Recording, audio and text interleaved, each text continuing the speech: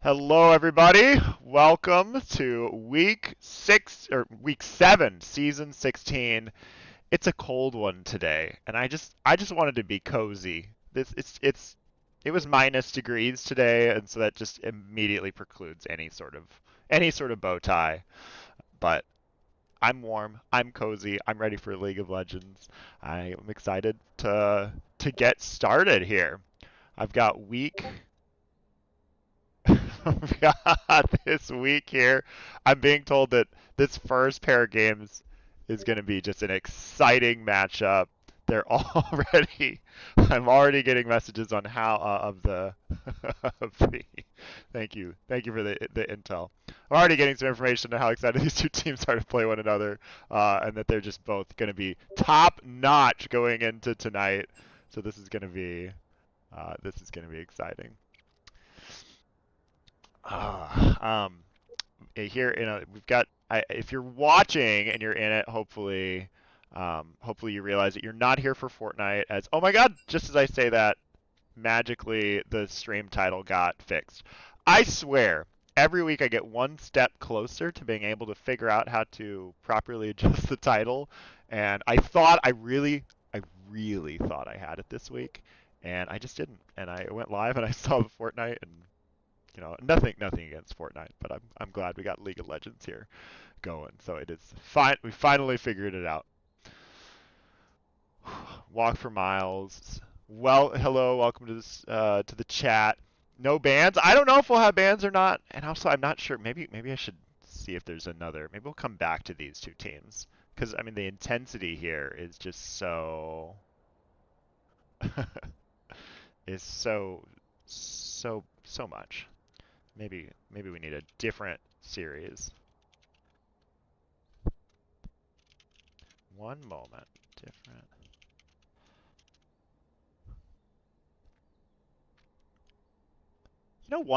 One thing I haven't seen enough on the broadcast. I feel like it needs to make its way into the stream more, and that is Zoot. I want Zoot to be a co-caster one of these days. Our little stream buddy. He's on the website. You should go to CMSA Esports. Look at that. Look at that little blue dust bunny.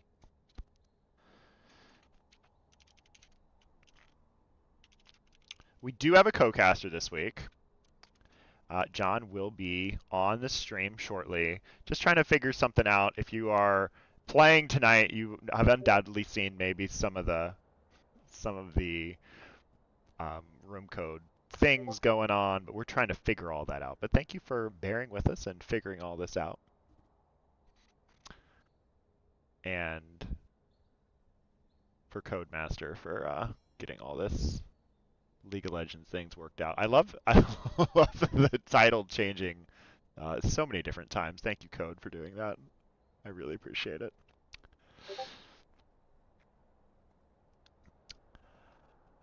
Okay, day. What else is going on? So if you are in Chicago, please sign up. I think the sign-ups close relatively soon. I finally signed up to become a volunteer for C2E2, all officially, and and so you should too. I think and if you're not gonna, if you can't volunteer, at least come and show up, show your support, and love to meet you and say hello. So that is one thing that's going on. Look at the events and see if there's anything else that I can share right now while we get started.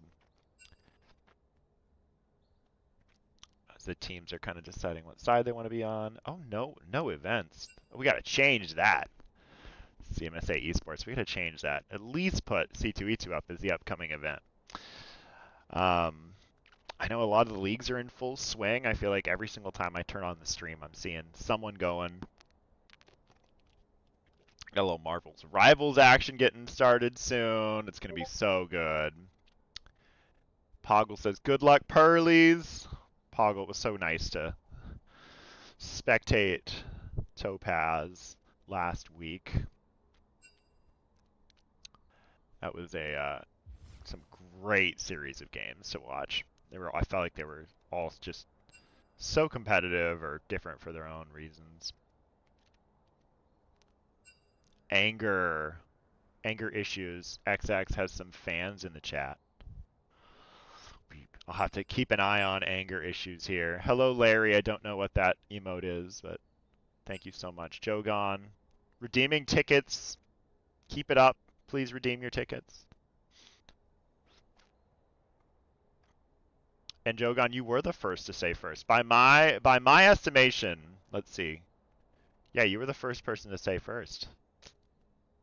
Congratulations, Shogun. You won this week. Okay, I'm ready. Okay.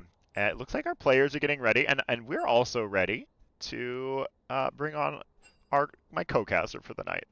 So, John, welcome to the broadcast. Let me bring up your beautiful smiling face, or maybe it's not smiling. We'll see. We'll all get to see together in 1 second. John, how are you doing? I am doing great this evening. I had two corn dogs right before the game, or right before the stream starts, so I'm good to go. Corn dogs. I haven't had a corn dog in Indeed. so long. Ooh, I was fried rice. That was my dinner tonight. Some good old fried rice. Delicious. nice. Probably a lot healthier. Probably. I don't know. I made a sauce with it, so who knows? Lots of cornstarch, bringing it all together. Okay, it looks like our teams Nice. are ready. The casters are ready,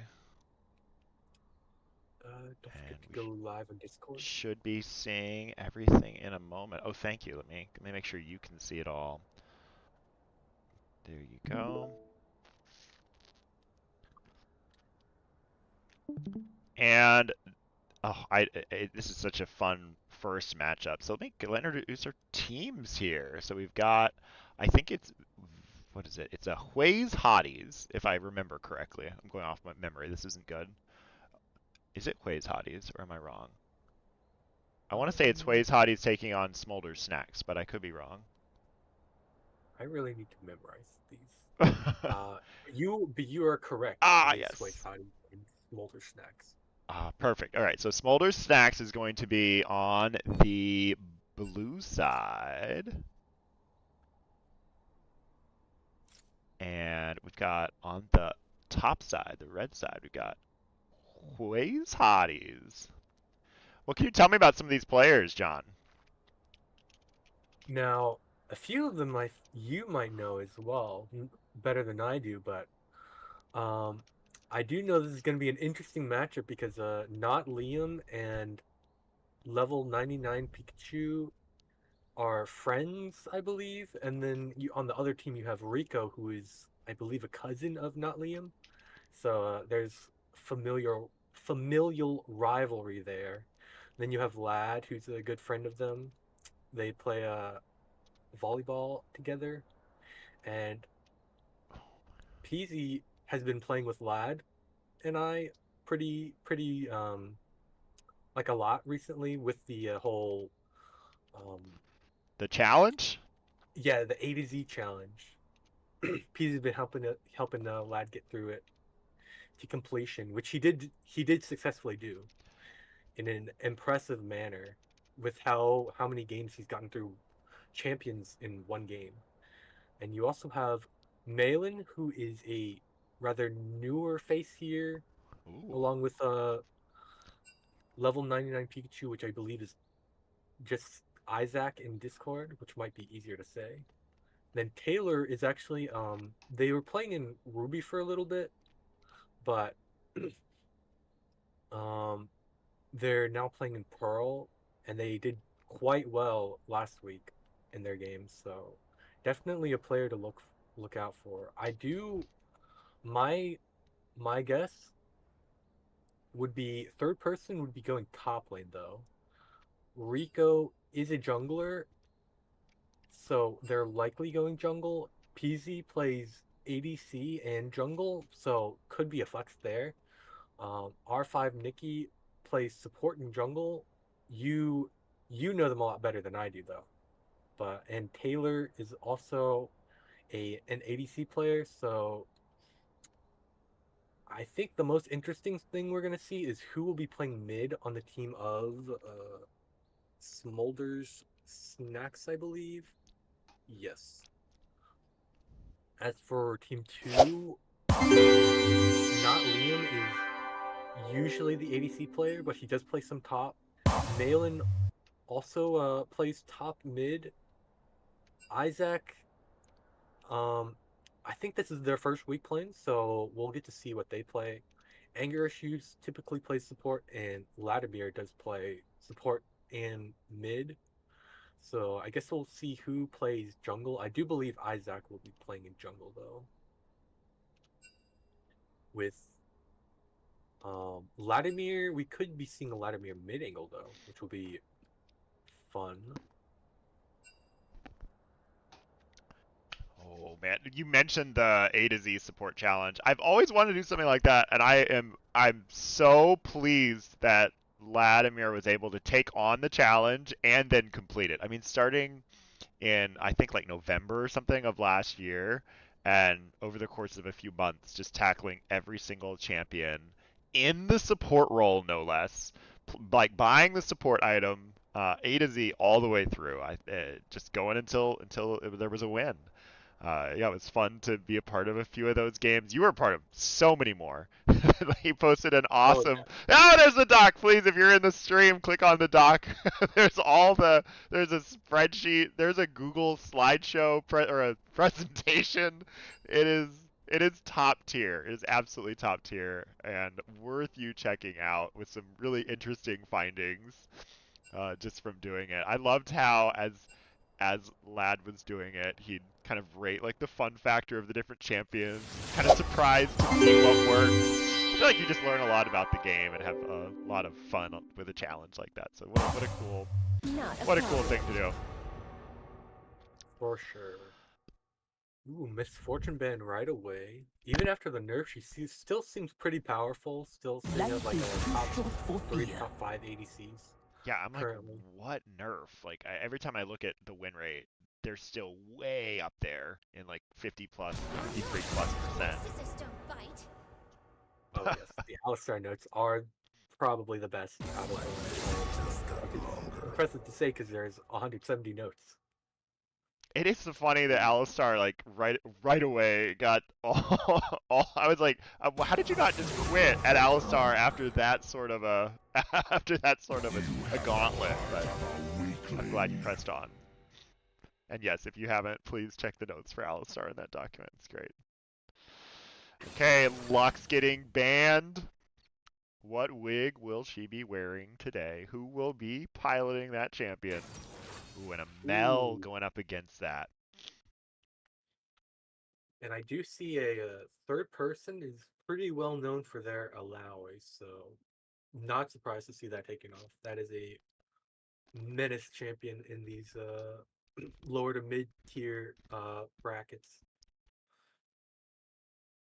If there's one thing that I want to see is R5 Nikki's Pike on stream, but probably going to be a permaban. It is most of the time, although I have seen it get through as I kind of peruse the match history a few times. So there are a lot. I mean, there's a few people on this team that need some direct bans. Like you said, third person's Alawi, so it might slip through. We'll see where it goes. But instead, it's going to be Kale. Presumably, is that going Third, to be in the top lane? yes, third person is also known for their Kale too.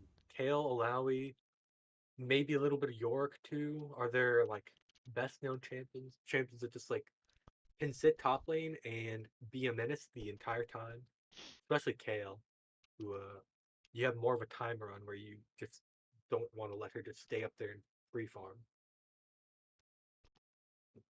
Um, Vayne.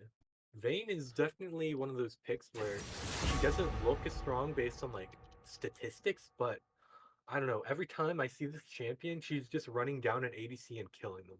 Very very one-sided fight. Well, it's interesting because traditionally Vayne does not like this Ashe matchup. However, Ashe is Who really not dares in a defy great my will? spot right now. And in talking with, I was actually speaking with not Liam earlier this week. about Ash because Ash, one of his favorite champions, but even he was admitting that like does not feel great to play right now.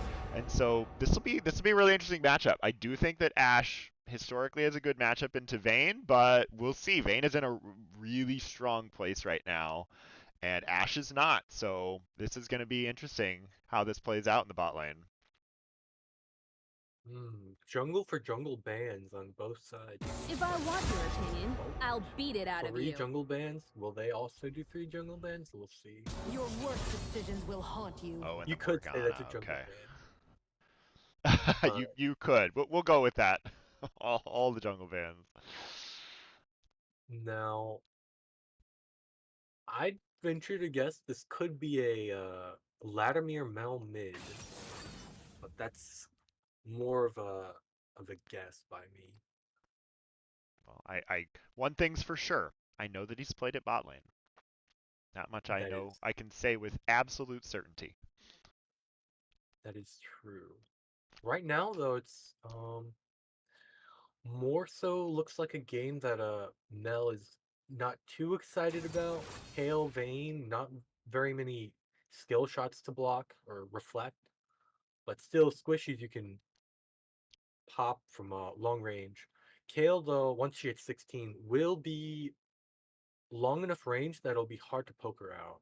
But until then, her range is similar to that of Vayne, where it's not the longest, so easy to bully.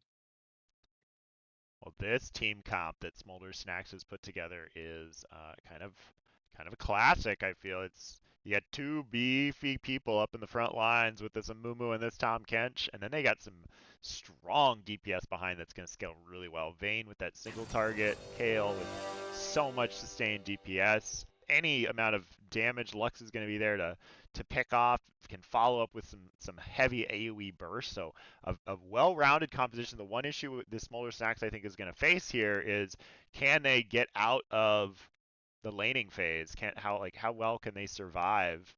Uh, just letting their champions scale into the game. I feel like that there's so many ways to accelerate right now that this could be a challenge for them.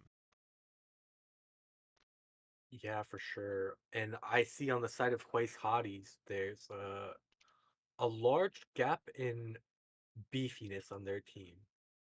And now you don't have to worry too much about the early game as Tom Kench will be going support, so he won't be like the terror that he is as a top laner. And Amumu, good chance they go like a burn item first, so not the most no resistances early, but you still have to like worry about late game scaling, especially with that Kale having a two good frontliners late game will be a very scary deal. Yeah, and it's all about Yi getting through them, and they do have some good ways of kind of stymieing that Yi. The Kale preventing the reset, lots of good CC against the Master Yi, ways to also prevent death with Tom Kench too.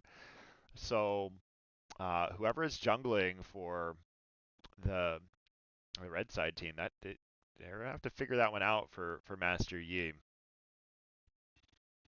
Yeah, I do like this bot lane that they've cooked up. The Ashe Seraphine, Hmm. as everyone's probably aware, the Ashe can really give Seraphine good root ult or root angles without her having to buy a Rylai's. So that'll be definitely good for lane to watch out for, especially against a Vayne who's does not like going to longer range mages early, as she's very low range for farming. No, but a high onus here on I'm assuming anger issues to as on Seraphine to really make sure that they're harassing Vayne and preventing Vayne from just going up because you can do a lot, but if you let this Vayne hang around, um, you can easily get some 1v2s. Tom is going to enable that going into level 6 and beyond. So yeah, we'll see if they can how well they navigate. I'm very nervous for Smolder Snacks though. With so much scaling on this side, that's going to be the story of the game. Is can they just buy time? Will they not fall behind? For sure. Although I do see a world where you may just get this mastery so far ahead that all the CC in the world won't stop him if you just have to layer all your CC onto mastery and then you have 4 other high damage champions to like deal with. And it certainly is high damage. They are lacking in the tank department. Now we do have Mel, of course. We have Mel in this mid lane. It looks like Vladimir playing this Mel. What sort of things you looking to repel? Is this just going to be kind of a Mel versus like Lux sort of thing, or what do you want to rebut here? Yeah, it looks like you're gonna be the E's not the best because you can't reproc it. So you can usually just walk out of it. But I guess the root's the main thing you just want to keep it for. Because if you do hit a root, you can chain your root with their root, and that's not going to be a fun time for the Lux. So looking at this, so it is going to be, yeah, it is going to be Vladimir on this Mel. And level 99 Pikachu slash Isaac on that Junglin Yi. So pretty much where we kind of expected him to go, with not Liam on this Heart, which will be a Heart Seeker Ash. I know the stream is not seeing the skin screen. So here, let me Elite fix that real fast after I change my interface. I play in actually here, I'll just put it on. I play in like a very widescreen, very, very widescreen formats. Yeah, so the minimap is way off the edge. I'll fix it. You know, I've seen that from Lad as well. I The think the widescreen monitors, yeah. yeah, Welcome to Summoner's Oh, definitely gives you more of a peripheral view. now I can't go back. I mean, it feels so clamped if I try anything different. seconds until minions Right. spawn. Now, they could always have. They both have Ignite, so they could always send Seraphine mid, but it does look like Seraphine will be going support this game.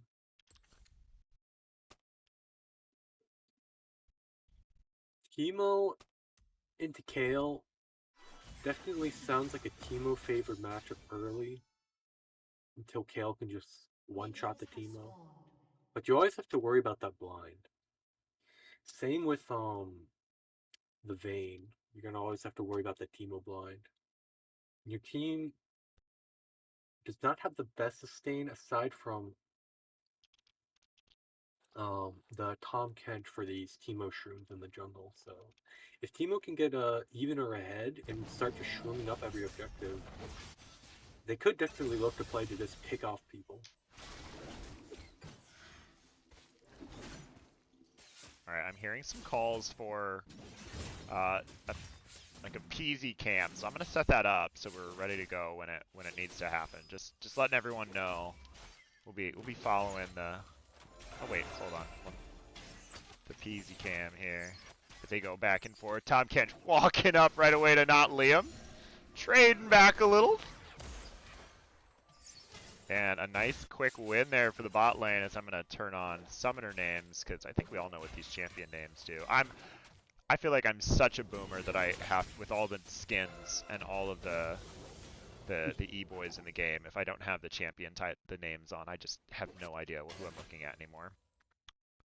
There have definitely been cases where I've looked at champions and thought, wait, I thought you were Kane, but you're not Kane. Yes. So I have the name on so I can just read it. Now I know who's ganking me. Speaking of ganks, oh Taylor, coming with a great game, but Lad gets out of there barely. Oh yeah, this Amumu will definitely be scary for the rebuttal on the the Mel.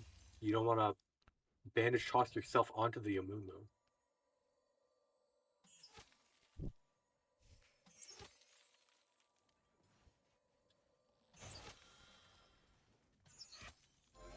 After those early trades, it looks like they're sitting at pretty even health, pretty even farm as well.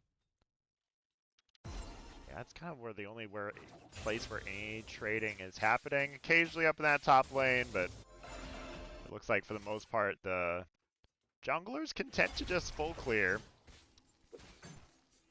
Taylor after that early gank, a few camps behind, but we'll go for it. Nick goes in, finds not Liam. They're leaning all in. Peasy's gonna take down and assist for first blood going to R5 and Nikki here on stream.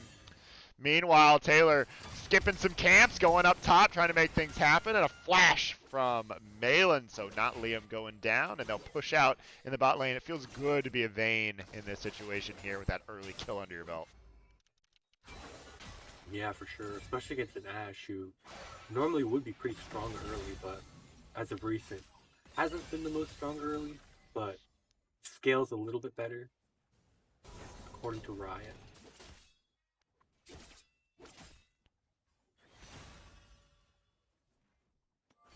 Otherwise, the rest of the map, it seems pretty quiet.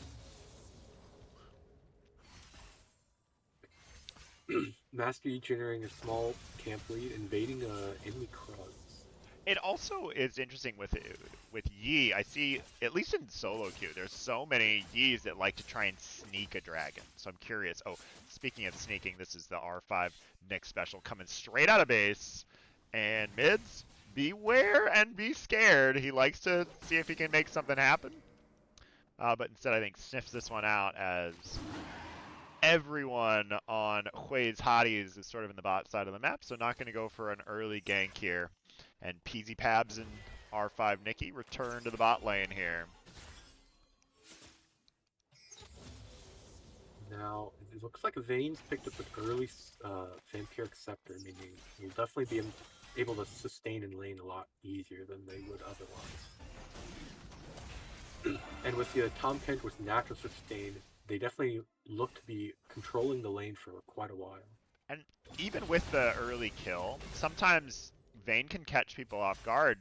Similar to Kale in some ways, where the early like level 1, 2 is just surprisingly stronger than you might expect. And so they kind of were able to cheese that one kill, but ultimately Vayne is still not super ahead. Now there's no flash on Lad. No mana. Rebuttal's already been used. Lad's going to try to walk out of there. Second bandage toss lands. Falling low. The root lands, and Rico here, or 99 Pikachu here. Taylor will pick up the kill on Lad, and now Taylor will walk away. So that'll get a second kill here for Smolder Sack. They just need one more, and Nikki and Peasy want to try to find it to get 3 in the boots. Condemn landing. Silver Bolts, 1, 2, 3. Winning a little bit of a trade, but great job by not Liam getting some damage back on it there. So just 2 kills here. 1 away to claiming that feats for Smolder Snacks.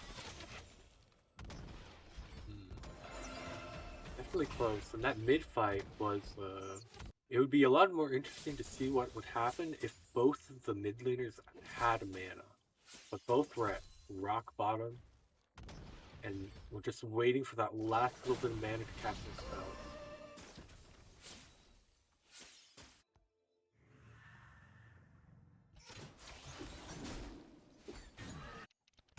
So with no kills yet, looks like level 99 Pikachu wants to start up the Void Grubs. And third person knows about this though. 99 taking a lot of damage. Flashing forward though, and now Malin's here to try to put down some damage. Lad can't quite answer as Rico wisely moving in. Fights kind of happening simultaneously, and ultimately that's going to be Rico's claiming feats of warfare for Smolder Snacks.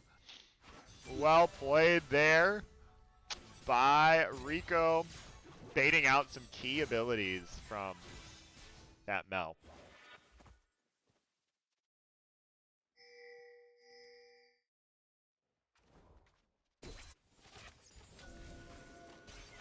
It's definitely looking like a tough map state for place Oddies currently, but you still have late game you can play for, where you might not want to.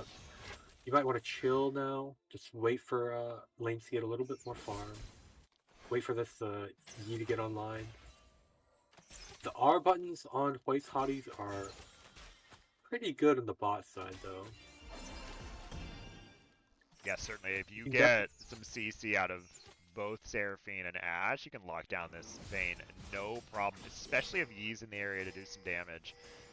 R5 Nikki starting to move, but Ben spotted. Lots of pings going down. Don't know if they want to try to make something happen as Nikki goes in there with that dive. Ignite coming down on anger issues. PZ Pabs will score the kill. Pikachu is also here, but I feel just caught in the crossfire. 2 kills more for Smolder Snacks, up to 5-0 and rolling here behind the Catfish. This Tom Kent is getting pretty strong, and it looks like we could be seeing a Heartsteel first item. Oh, Another dive, forcing the flash out of Liam, and PZ was right there to respond if it had hit.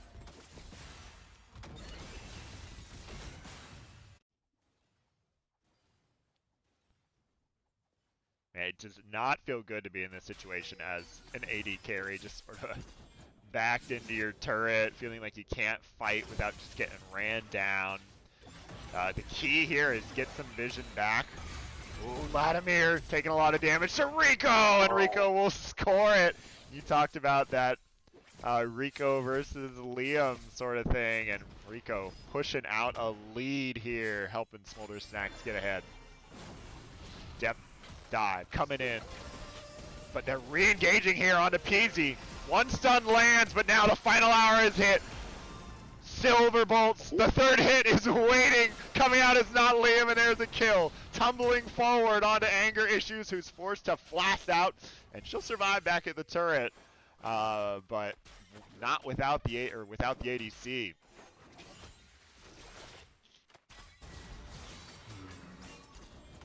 Pikachu, Malin trying to score the first kill. Ooh. Did I pause it? No, we're waiting. We'll have to wait with bated breath. Oh no, not again. Not again. Did this happen last time? It's just you.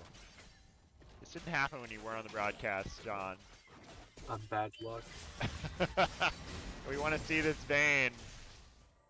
Oh, it looks like we're good. We've gotten through it. Okay, we'll speed it up a little. Now we're back to live.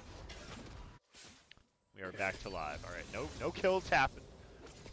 But a big lead already accumulating here for Smolder Snacks, and they've got this Vayne with 84 farm.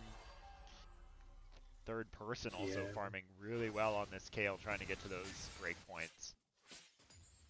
11-minute bork from Vayne, definitely scary, and you can see Tom Kent is like about 400 gold away maybe from Heartsteel.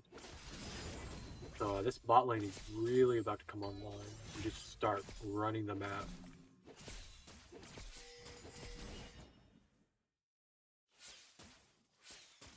Top side definitely looks a little more stable right now, with Teemo just trying to hold his own against Kale, who does now have ranged auto attacks to trade back a little easier.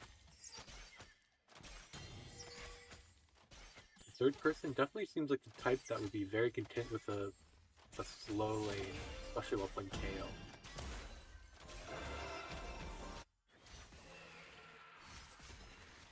I like the movement here from the side of Raze Hotties to try to get something accomplished on the bot lane. They just can't quite find it. PZ Pads just playing too safe, using the wave, securing vision. And so even with Mel leaning and Yi in the area, now Yi is... Ooh, a stun. Rebuttal there by Lad. Yi is just like waiting in the area. For a second was looking for the lane gank, and look at that. PZ has spotted Bubble 99.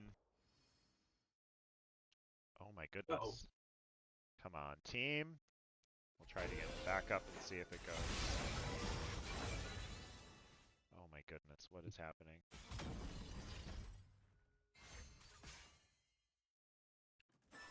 What is weird? You just get to see Lad's rebuttal again. Oh no. John, what have you done? Here, for a third time, let's see it. They connected again. So many rebuttals. It's definitely a choice to have a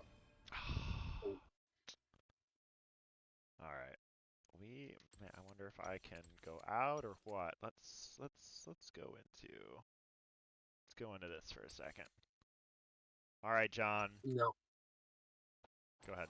Now, I've played against bots quite a bit, and I always try and avoid the mages because it definitely seems like they have uh, their spells kind of like have really good tracking, like which I guess makes sense because they are actually just bots and botting. But it looks like they've used that technology that they've got for their bots to help with the rebuttal tracking on spells because they always seem to land.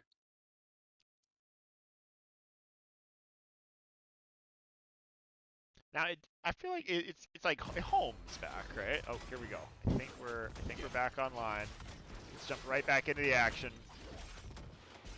It's not going to touch anything. We'll let directed camera do its job. Hopefully it shows us PZ Pabs a lot because I'm not gonna touch it anymore. We're just gonna let it go. It looks like Tom Kent just picked up another kill, and the Amumu's picked up another kill, and most likely seems like it's bot lane and maybe the jungler. And the feats were completed for Smolder Snacks. They've got the turret and they have 3 objectives. So that's what we missed. I'm so sorry, but we're back now. And they've got and Smolder Snacks here on the blue side has a pretty formidable lead. What Waze Hotties need is a kill. They need to get on the board here. So we're gonna see who's gonna give us this kill. Any predictions? Now, I can see them. I can definitely see them all going. Rico wants to find it. First kill. There it is. Anger Issues gonna go down. Rico flat. No, well, not first kill. Sorry. 10. I got very excited. 10th kill as Rico denies anything from Anger Issues. I could. I was just about to say I could see them 4-manning topside just to force a kill. It looks like after the ult, I can't quite find it. Now, a Zazex on the Tom Kent is definitely an interesting pickup. As I am not a very big fan of this support item, as I think it was pretty strong to start out, and then they nerfed it, and then they nerfed it again, and now it's like even on mages, I feel like you just get more value out of the Shield of Targon or whatever it's called. It's basically like it's like Old Crown, so it like blocks a little bit of damage from the first 3 hits. Kind of like an extra bone plating. It just seems like a stronger item in general than the Zazax, where you really only want that if you're like maybe Teemo support, maybe Lux. Morgana can proc it very easily. Brand. But even those champions, they do really benefit from this more of a tanky support item that can just keep them out on the map a little easier. Ooh. Waze Hotties was trying to find something mid, but if your target is this Tom Kench, that's gonna take you quite a while to get down. Pikachu in the area just trying to get away. I don't know if that was a leap or a condemn, but there it is. Oh, as Rico out of the bush does like the Lux special there. Just a full send, 100 to 0. Malin has a position against third person for some cheeky damage. Finds the blind, trying to prevent the turret. Divine Judgment saving, and there it is, the first kill scored. Malin solo killing third person in the top lane. Not how I expected, but it was the lane.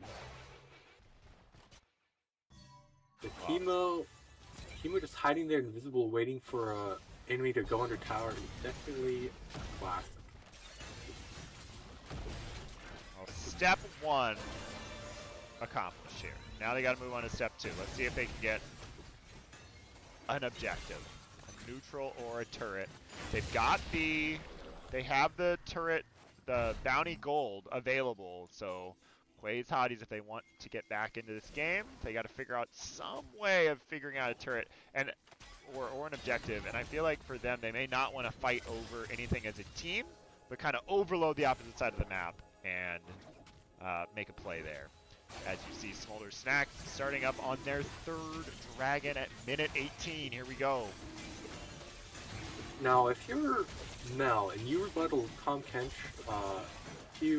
is Tom Kench licking himself or is Mel? You know, it's like both. They're basically kissing at that point, I think is what's happening.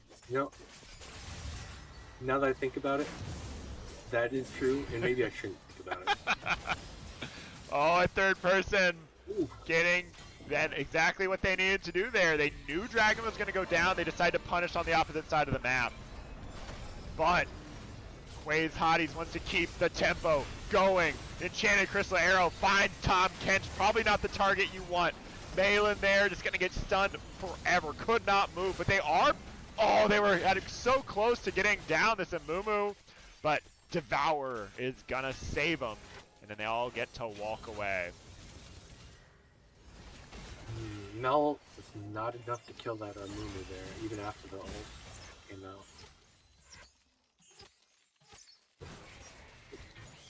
And 2 Blade of the Ruin Kings now completed for Quay's Hotties. I think this is... I mean, you almost feel like you got to do it at that point with this, so many tanky members on the side of Smolder Snacks. Like, Blade of the Ruin King going to give you a lot of value. For sure. Now, the next question is, for Ashe, do you just go Phantom Dancer like you normally would, or do you go for Armor Pen? Yeah, like maybe like a Lightbringer, sort of a Runa-y thing. I mean, there's definitely...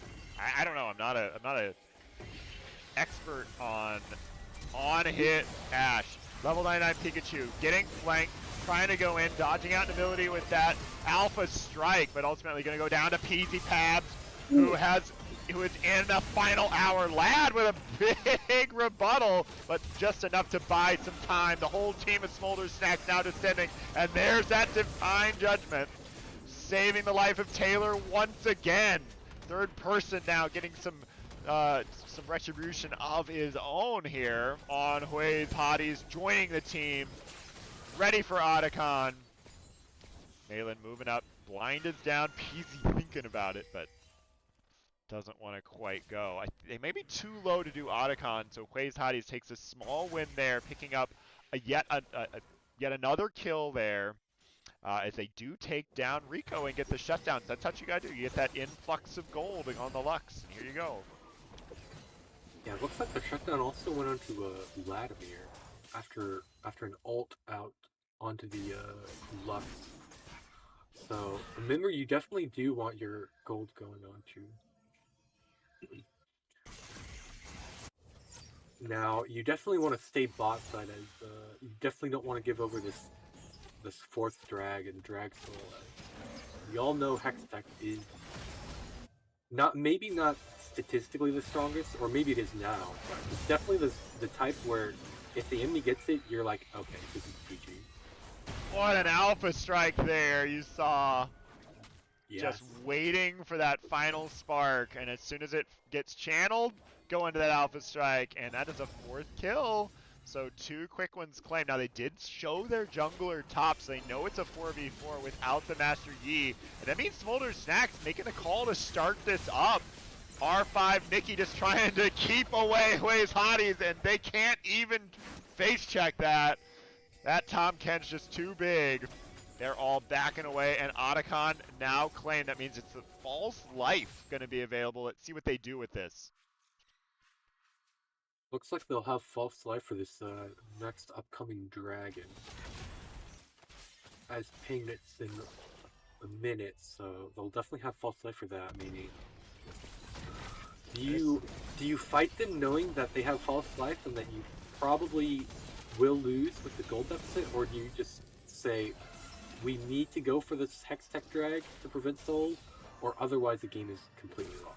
I'm mean, yeah, you're right. I think Quay's Hotties would rather not have Smolder Snacks with the false life on them. If you are Quay's Hotties, though, you really want to force this. Try to knock these out before this happens.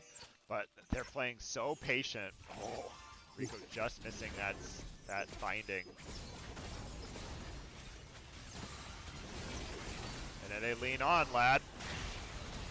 Remodeling there, but it's just not enough. R5 Nikki will ultimately land that kill. Anger Issues trying to disengage with Encore, and it was successful. But again, your jungler, Isaac, is on the opposite side of the map. It looks like that they've decided they really cannot fight Quay's Hotties where they are, and they're just going to let this Yi try to get big and strong. Claims an objective bounty. They're happy to just sit on this turret, and unfortunately that means they're going to concede Hextech. Now, now you do have the opportunity to play for an Elder Dragon, but you're still about 8k down, so fight's not going to be very easy, but you do have this E that seems to be power farming on the top side of the map right now. So we'll see what IVC comes back with. Oh! Yeah, great bandage toss, denying level 99 Pikachu the opportunity to escape. So yes, collected a lot of farm, booming up to 177. So leading everyone on Quay's Hotties by a good margin. And that is 2 items now completed for this Yi. So if left alone, he can definitely start doing some damage, but the Smolder Snacks do not want to let him get to that point. It looks like they are moving to Baron, but there was a case where you could just have your Yi go for the Baron if they go for Elder.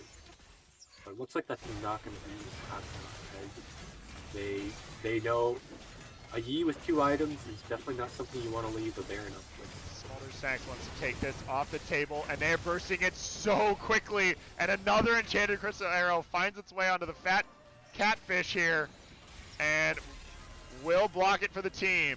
They're all in the area. They know about this. Abyssal Dive gonna go straight onto the back line. Encore just buying time. Anger Issues forced to flash away. One falls. There's getting eaten up. They have their attention now set on the back line. Third person goes on the spree. Peasy trying to catch up to Vladimir, but it's a rout. They have Baron. They're gonna be pushing for so much with 3 members. Quay's Hotties gone.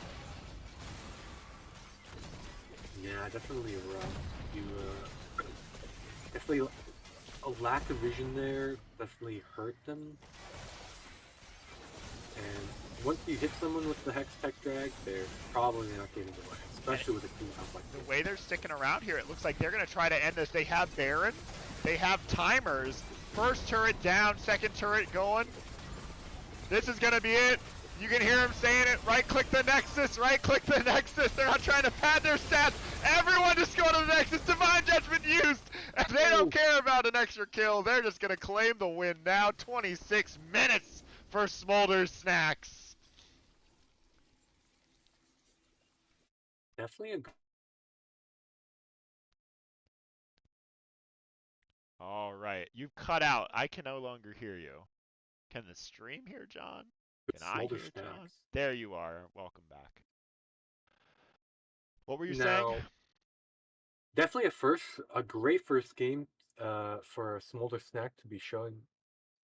And you don't even have to be too worried about having your champs banned up because there's definitely flexibility between your ADC and jungler, as both Taylor and Peasy are good at doing the other role. I saw last week Taylor was playing the Caitlyn very well, and Peasy was doing amazing in jungle on champs like Graves, good at carries, but also good at like champs like Amumu. But Amumu might be banned next game, so we'll see.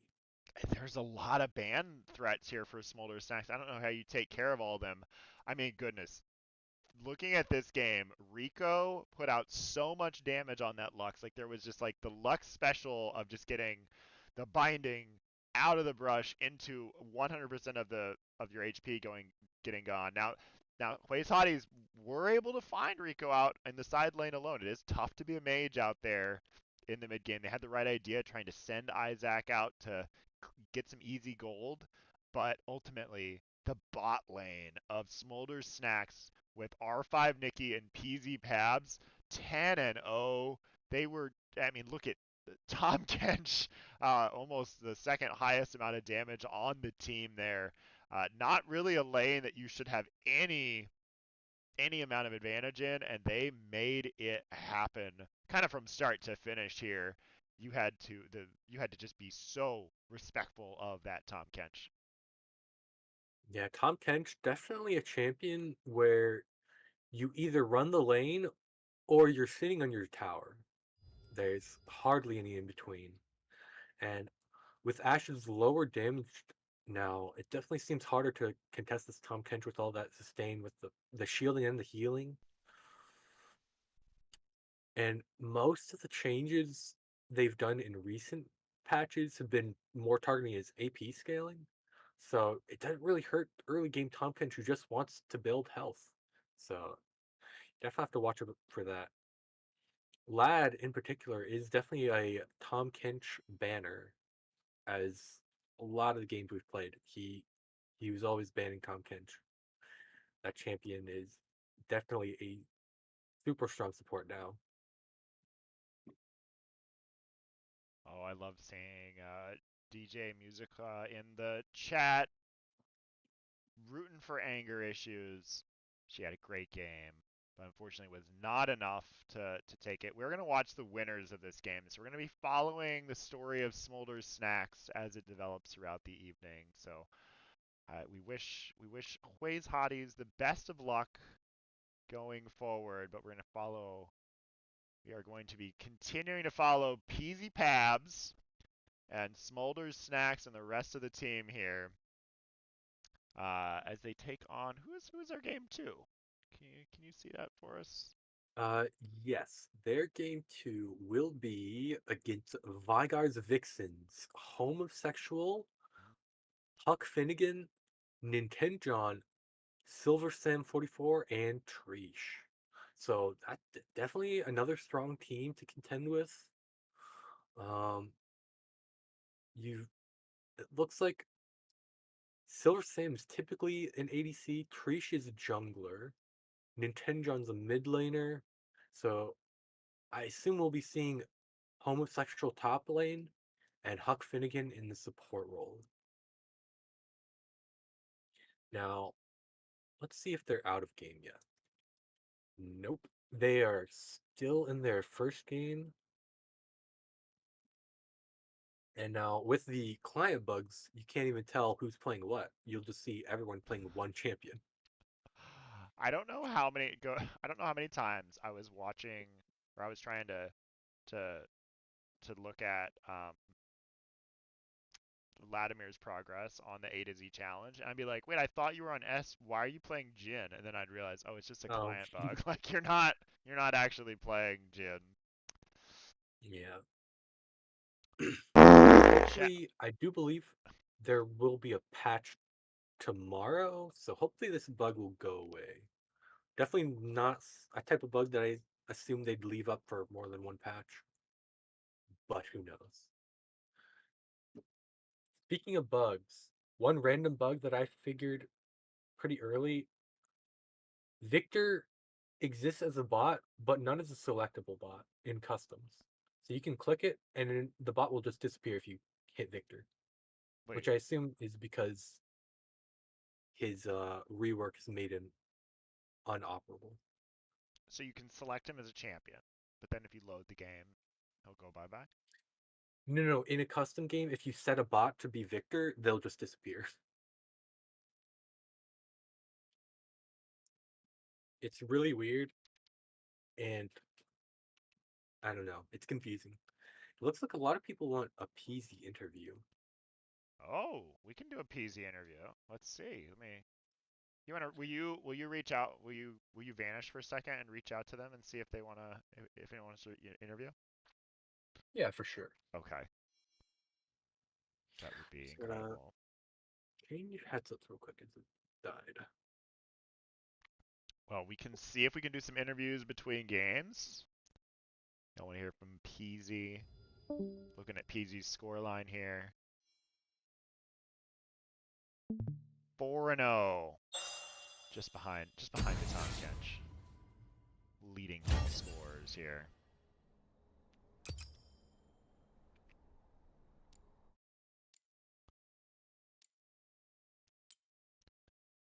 Let's look at. Oh, okay.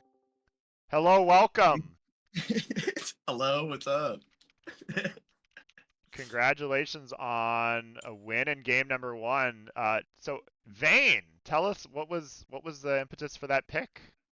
Yeah, honestly, we picked the Kale and we were just saying, hey, like, why don't we just play for late game, you know? And then put some tanks around us and we killed it as a team. But yeah, no, Nikki's dope. So yeah. Tell us what are the vibes like on Smolder Snacks out there? Oh, the vibes are crazy, you know, we always just get along. But that's, you know, any team that we play on. I would say that our drafter picked well and picked some really nice people. He did tell us when we walked in that like he drafted 3 junglers on accident, but you know, it all worked out. We got a first dub and we're trying to get 2 more. So yeah. Sounds like the Gunny special right there. Yeah. hmm I mean, the thing hmm about taking all the you've now taken all the jungles away from all your other opponents, so just hoarding them. So I like the strategy, and I'm glad the vibes are matching. Have you played with any of your teammates before? I think I played with Nikki last week, and then I played with third person like maybe like one of the earlier weeks, but yeah, no, yeah, they're I played with them before, so maybe that's why the third person picked us up because he knew we were a group of people. But yeah, yeah, pretty nice. So chat was a big fan of your play. They were calling for a PZ cam, and I tried to appease them as much as I could. Was there any moments in that game that kind of stuck out to you? Honestly, I think you know, Nikki, his engages were awesome, right? Just setting us up for success. You know, good map control. I felt like we had a good before the soul and before all the dragons.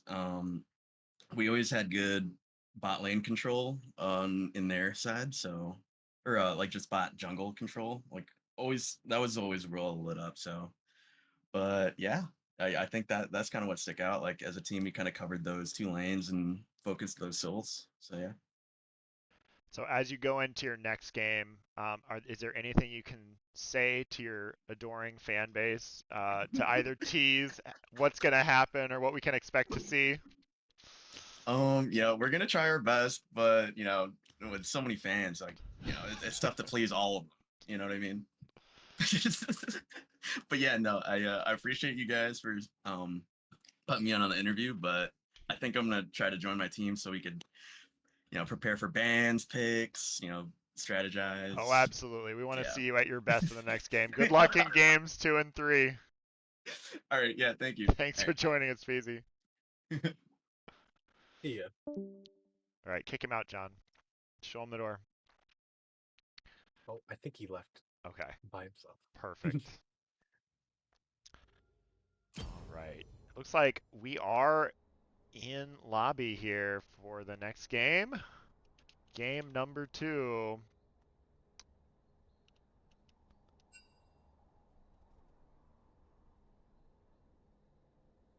Smolder Stacks. Who are they taking on?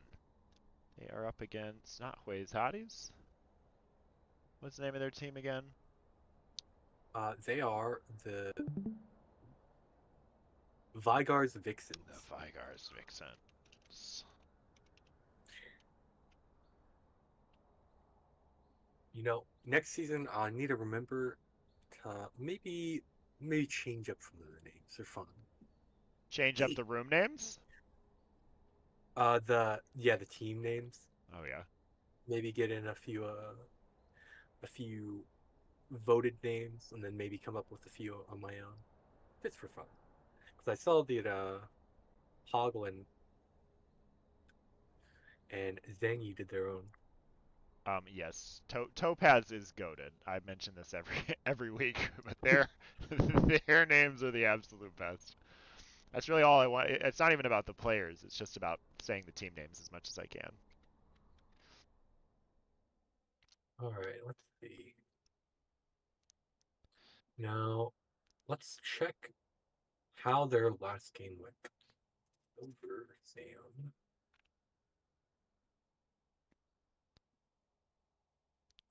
Yeah, we know we got Smolder Snacks coming off a win. Are they taking on a team that is looking for redemption or looking to keep that win streak alive? It does look like okay, yes. The Tigers Vixens did win their last game, and so we had Silver Sam on Caitlyn who went 2, 3, and 5. About pretty good. Preach was playing jungle 4, 1, and 8, so very well. Good amount of farm, 220. Nintenjon on the Vex in the mid lane, 6, 1, and 5. Homosexual top lane, 11, 1, and 4. So definitely a strong performance out of them. Huck Finnegan on the support, 2, 2, and 6. So pretty good for a support. Or good scoreline for a support with a good amount of assists. So definitely looks like two strong teams going against each other.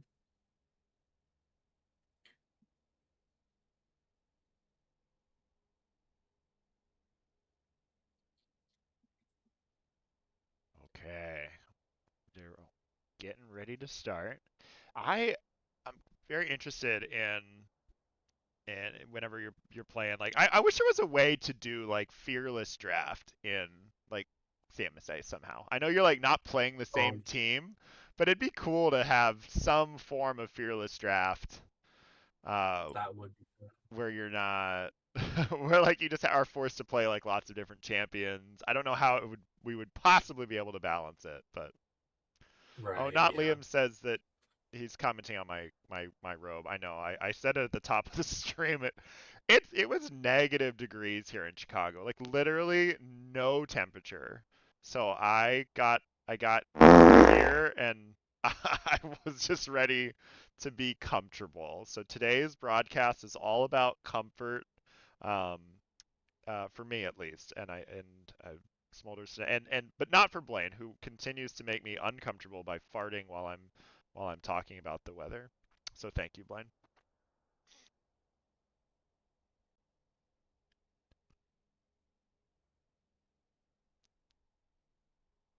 Here I thought 30 was cold. Oh my god. And I'm still honestly I'm still like that. Like I'm, I'm the first one to upgrade like my fall coat to like a big winter coat. I just want to be warm all the time. Yeah. I had that problem though that like I I would rather be like a little bit of cold than a lot of bit of hot, so I like try not to overdress, but then I like you can never get it right with the weather here, especially how sometimes it'll start like in the 30s and then by midday it'll be like 50 to 60 and it's like okay, cool. So how are you supposed to dress, you know? I Like you can take a coat that you can take off, but pants I guess you just have to be warm in jeans or something. You dress like Arctic Warfare, Caitlin. That's what you do. So like the tall boots, obviously. I break out my like Oh, my knee high boots, my giant earmuffs, very warm, and that's how I walk down the streets of Chicago. I don't think I've ever seen this splash art before, and that is a very interesting looking gun she has holding. Wait, the gun? Now I gotta look this up. Yeah, it's like maybe it's an old splash art, but the gun is does not look like a Caitlyn gun. I mean, it's got to be old Splash. It's an old skin. I mean, it is very. Oh yeah. Oh my goodness. It is. It's like a steampunk inspired gun or something. What is this? I love it. Yeah, it's like got a bunch of add-ons and stuff. We're ready when you beauties are. Cool. Cycle will be starting soon. Now, I wonder if you ban their most recent champs or you ban their best champs. Because, like, if I'm a support going against R5 Nikki, I don't want to see a Pike ever. But that's more of a personal preference. But guys, the stream wants to see R5 Nikki, and I'll tell you right now that that uh, Peasy Pabs wants to see R5 Nikki's Pike. So can the stream step in and declare a no ban? Can we do that for entertainment value? Is that in the official rules? A Because handshake. that's what I want to see. Maybe they can handshake Aphelios, Caitlyn away or Morgana. yeah, a handshake. Give him Aphelios for Pike. Because a Silver Simp, Aphelios is always a fun game to watch. Oh, Aphelios. That's probably gonna be it. Okay. I look, this What are one the was one tricks in this game? What are the one tricks that are there any one tricks that need to get banned? You said Aphelios. What else? okay. So Aphelios, Nintenjon Lux is pretty solid. Definitely his the champ I know him most for. Trish is funny enough. I think of like Maokai, uh, although I think he's probably Wukong. But Boo. funny because I used to read it as like free, so like Maokai kind of made sense. Or actually, no, I used to read it as Thresh, so I was like, wait, he's a jungler? But then I was like, oh, Tree does sound like Tree, so you know, Maokai fits. Huck Finnegan, they are a sub, so I'm not too familiar with what they've been playing recently. But Homosexual is one of those players where you just give them a later pick and they'll cook up something fun. They play just about anything top lane, or they can play just about anything top lane. I wouldn't be surprised to see them on like if if if you thought it was necessary, you could see him on like Morgana. He's he's very good. So yeah, there's the Lux, there's the Wukong for Tree. Look like they have to decide against Homosexual is very well known for the Tom Kench and split pushers like Alawi, Yorick. So they will be giving Homosexual an open for his picks. I Now love I Walk would pick for the Miles in chat commenting on the Thresh and the jungle that you mentioned, but I think I'm not sure y'all were talking about the same thing because this is not a Thresh jungle. This is the Thresh jungling. yeah. But I Thresh, who I appreciate thought was the enthusiasm. oh yeah. I was gonna say take the Tom Kench, deny it, and it's a good flex actually for support and top lane. But I did think Trish was a Lowy, so you know I put Tom Kench probably not top lane here against an Alawi. That does not sound fun. Although with how powerful Tom Kench is right now, and with how I don't want to say she's weak because I don't want them to like nerf her or buff her even slightly, but Alawi is not performing too well right now. So I could definitely see Tom Kench winning, given the right um set of events going on, like maybe a gank early, and then you just like run away with your Tom Kenchiness. But yeah, Alawi for I could see a York angle for homosexual. York into Alawi, classic. You just block her pull with the low guys you spawn, and homosexual is very strong split push. All right, I think I know what R5 Nikki's gonna pick, but I don't want to say it for fear of being stream sniped here as they're going to pick bans. I've written down my prediction. See if I'm right. Ooh. We've got Tom Kench, Senna. What a strong bot lane here that has been locked in by the Vixens. Now, Silver Sim is more of a farming Senna, like you don't buy the support item, but could go either way. It's your funeral. Oh, there's the York band. Yeah, smart. Like, let this Ilaoi get as many bans as you need. Make it as easy as possible for third person to pop off.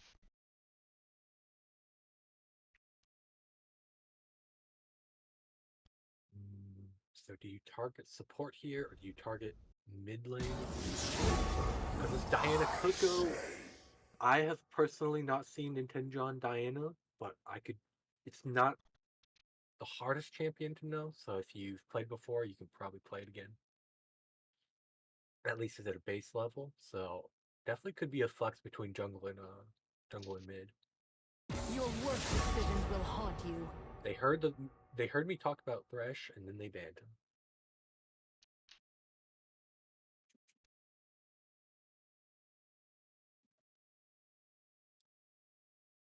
Ezreal going to be played here by Peasy Pabs. Such a high skill ceiling champion.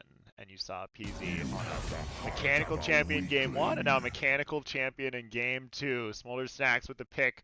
Wouldn't be surprised if this is a support. A Volibear ban? That is quite interesting given I assume Vi is going jungle and Alawi's going top. But you never know. Volibear ooh. There it is. Okay, so I had it ready as soon as it's locked in. I knew it was going to be a Zillion. ooh. Loves him some Zillion. And he will have it.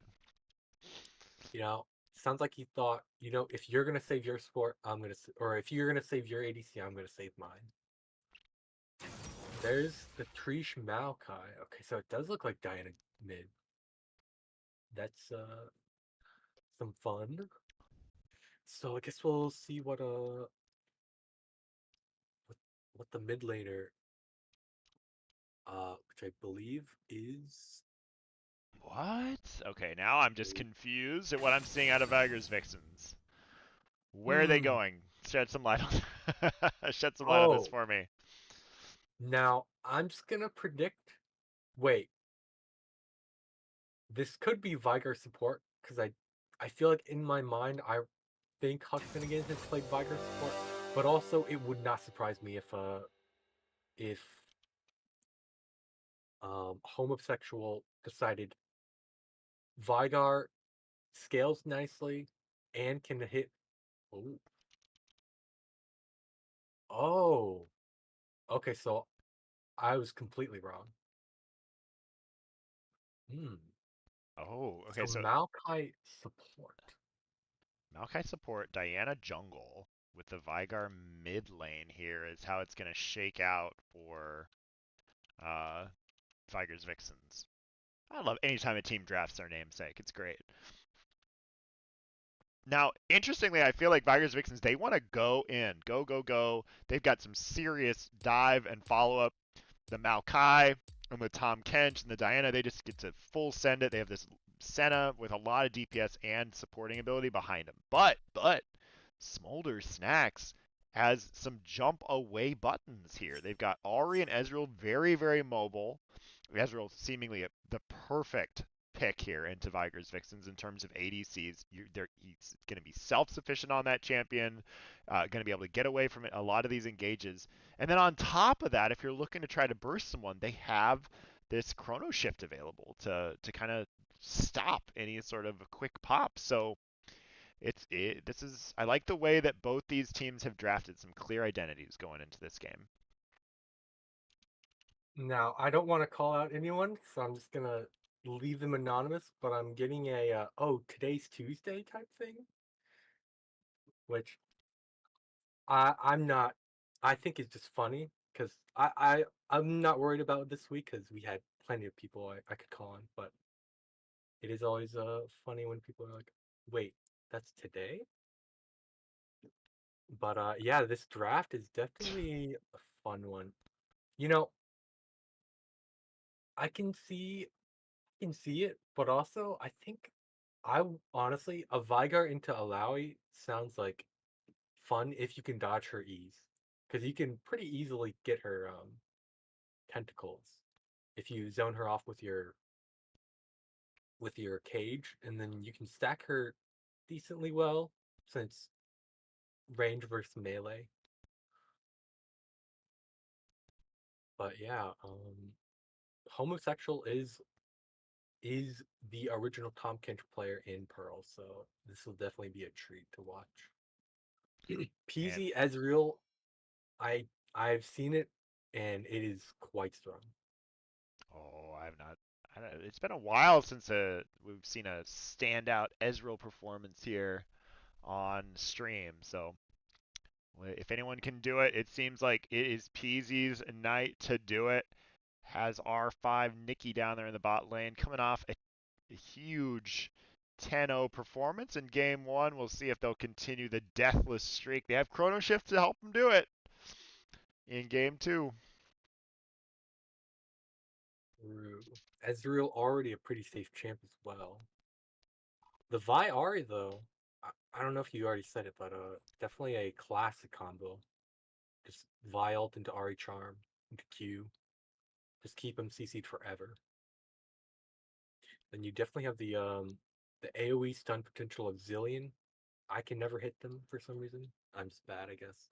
But definitely a fun champion, Zillion, and an underrated, underplayed one where I feel like in the past they've probably seen him, said this is kind of good, but no one plays him, so we're not going to touch him. But I have been seeing recently Zillion mid pop up in pro play, so you never know.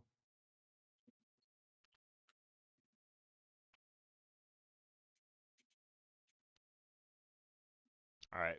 What do you think of the skins here as we tee up for game two? No one on a default, which I am content with. Homosexual playing probably my favorite Tom Kin skin. I That is such a believe that good one. they're the three most recent, and I love the Shanghai Scrolls Tom Kench splash art, but I'm not a fan of it in game. I think the mouth wide open diving on you splash art is just the funniest thing ever.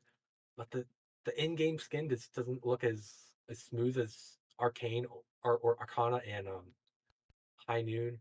Maokai, adorable skin, love it. Dragon Slayer Diana, it looks like an old skin, but you know, definitely looks like a one of the cooler old skins, but we'll have to wait to see it in game. Project Senna, solid skin. I believe I have that in my store, but I have not unlocked it. As for the rest of them, Arcade Ari, that is a classic. Arcade Ari and Arcade Israel. Some Skinnergy, if you will. Some Skinnergy. Let's see it. All right, we are off on the Rift. Game two. Smolder Snacks and versus Vigors Vixens. Both teams 1-0 on the night, trying to extend it to 2-0. You have a big game from it was homosexual, the Tom Kench kind of having a huge game in game number one, and a big game out of the bot lane for Smolder Stacks and the mid lane for Smolders. Kind of a great team effort there in game number one. So we'll see who can prevail.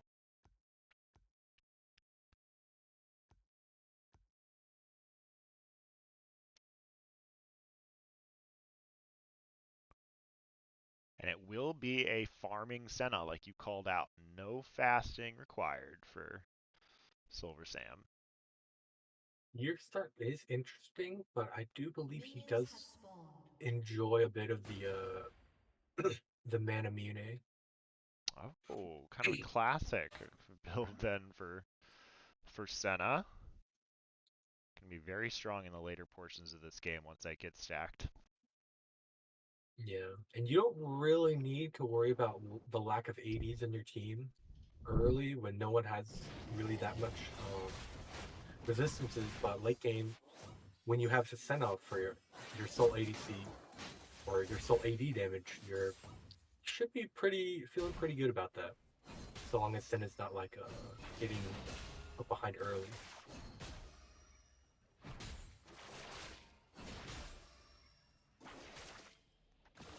Silver Sam, it's definitely one of his probably two most played champions, where Aphelios is the first and Sen is the second.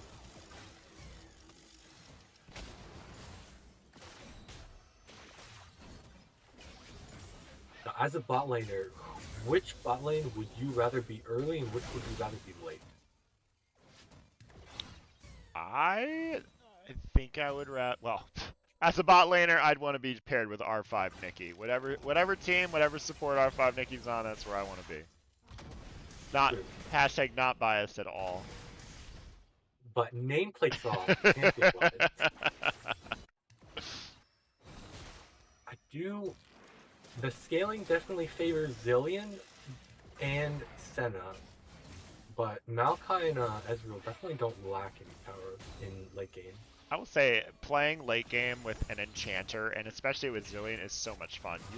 Movement speed is the best stat in the game, and I love flying around with Zillion as my wingman on an ADC, and knowing that like I get a chrono shift if I accidentally overstep. So I think I'd want to be playing on the side of smaller stacks here. Yeah, and almost always guaranteeing the level lead is quite nice from a Zillion passive.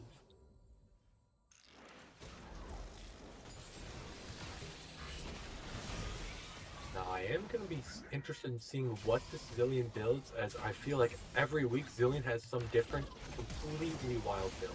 Oh, Twisted Advance going forward. Nikki flashing to try and get Hawk Finnegan pulled away from the team. It will be that tiered up Senna though. Definitely Applying just enough heal.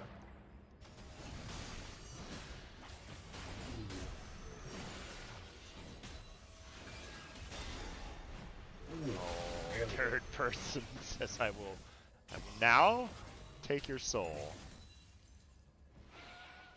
Definitely a hard game for content, but if you just get one kill, the lane just feels like it swings so much with Speaking well of one punched. kill, Diana arriving, trying to get PZ pads. Barrier used, but able to just shift out of there, keeping Flash intact. Mana situation on PP is not looking too good.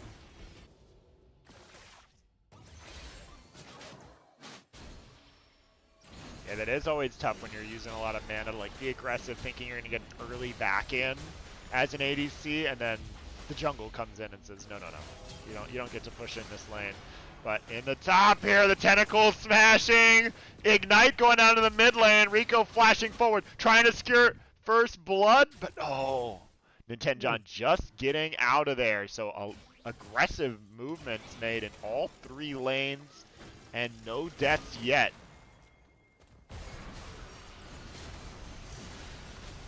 Taylor arriving in the bot lane. 3 showing in the top lane, so both junglers not being sneaky enough to be able to find an angle in. They'll just go back into their respective junglers. Bodyguard's Vixen's getting pushed in mid and top, but it looks like their bots has pushed pretty well, so could see a dragon in their future with Diana pathing down bottom. And I definitely favor in the early game, Maokai's a lot more reliable in terms of what he provides in a team fight than early game Zillion. Early game Zillion deciding that getting a little lost here, going straight down mid lane, kind of hovering, seeing if anything's going to happen. But ultimately deciding, no, I think I'll just go back bot lane here. Now it is Vygar's Vixens starting up. Getting one little Void Grub already taken, and Smolder Stacks doesn't know about this, so they're not going to have a quick opportunity to take Dragon. Oh, Taylor's going to go top, and immediately, now we'll know, is there going to be an opening for Homosexual? No, they'll snip it out. This top lane matchup feels like a classic, as third person and Homosexual have been playing in this league for quite a long time, and they're on 2 of their most well-known champions associated with them in the top lane too, with the Alawi and Tom Kench. There it is, Huck Finnegan going in, rooting Peasy. But then it's Nikki and Peasy that are doing the ones pushing forward, as Silver Sam and Huck just trying to stop while they're ahead of that trade. They do have the heal, so the sustain advantage going the way of Vygar's Vixens here. And I love what you're saying about this top lane matchup between homosexual and third person. I love it when it's an old kind of matchup, maybe not necessarily a rivalry, but both players on champions that they know and love, that everyone's probably played against one of these people, one of these champs.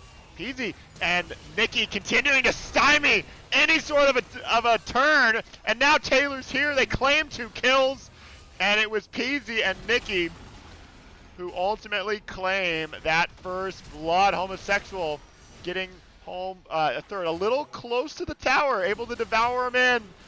Looking to try to get a kill, but you can never overextend against the Alawi, as unfortunately Tested will just missing. So 2 kills out of 3 scored for Smolder Snacks.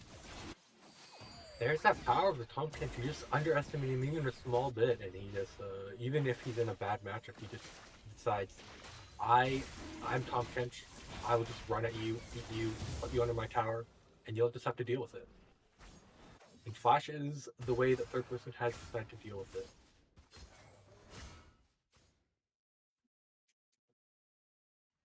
Ruby Crystal Start does get home a little bit accelerated towards that likely heart steal that we see. Pretty powerful item. Looks like it's powerful enough to be getting hit with a nerf hammer next patch.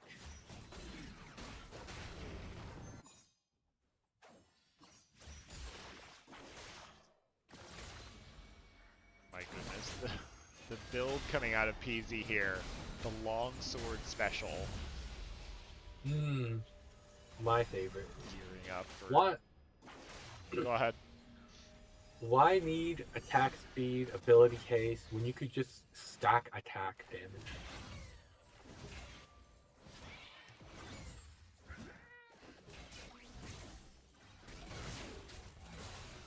Ooh.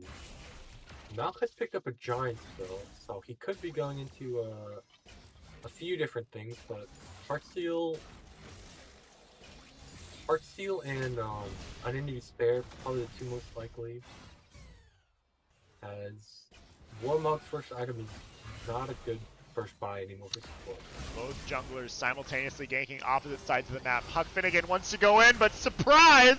Vi is here! Maokai now kind of caught out, but didn't do a lot of damage to Peasy. Unfortunately, Dawning Shadow not enough to score the kill, which means Smolder Snacks claiming another one. Oh, the Ezreal True Shot Barrage just missing its target. 1 kill, though, still goes the way of Smolders, and that means the first boots, or the first feet, has been claimed for Smolder Snacks. They need 1 more. Then Tenjon roaming down, wanted to try to pick up a stack on Peasy, but instead having to flash away. Rico has followed and will hit that charm. Tick, tick, boom! R5, Nikki, and Zillion will claim it. Good flash out to dodge the Vi, but you leave yourself vulnerable to this Ahri, who is decently accelerated. Looks like they're going for Malignant's first item, which is classic first item. Well, classic within maybe the last year.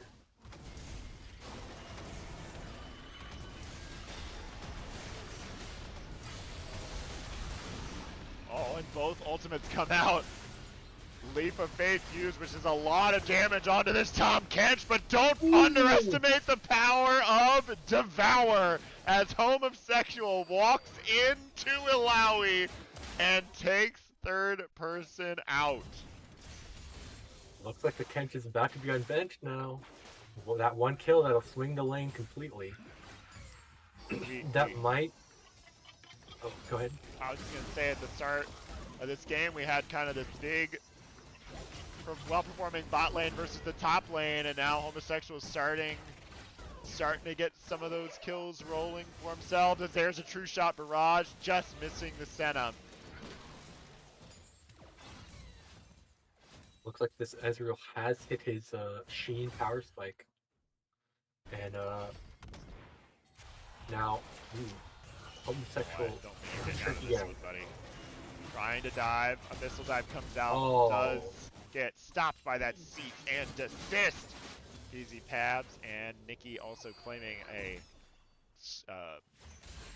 score on the opposite side of the map. You can't stay alone 1v2 versus this lane. They've got Chrono Shift. They'll easily dive you.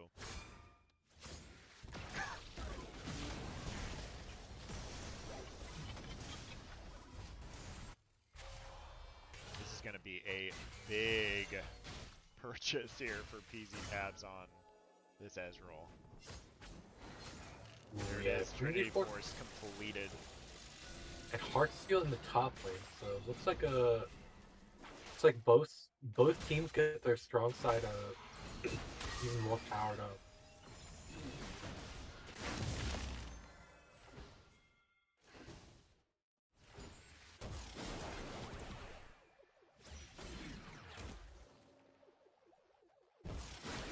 Arriving mid here. Rico has been harassing Nintenjon, having to flash out. Breach trying to follow. Will find that. Has the Moonfall and ultimately has enough damage, taking out Rico, even with all of those dashes available. Not enough to escape the Diana. It does look like the Stein is building Leandry's first, so going more bruisery, which I guess makes sense into a more tanky top gun.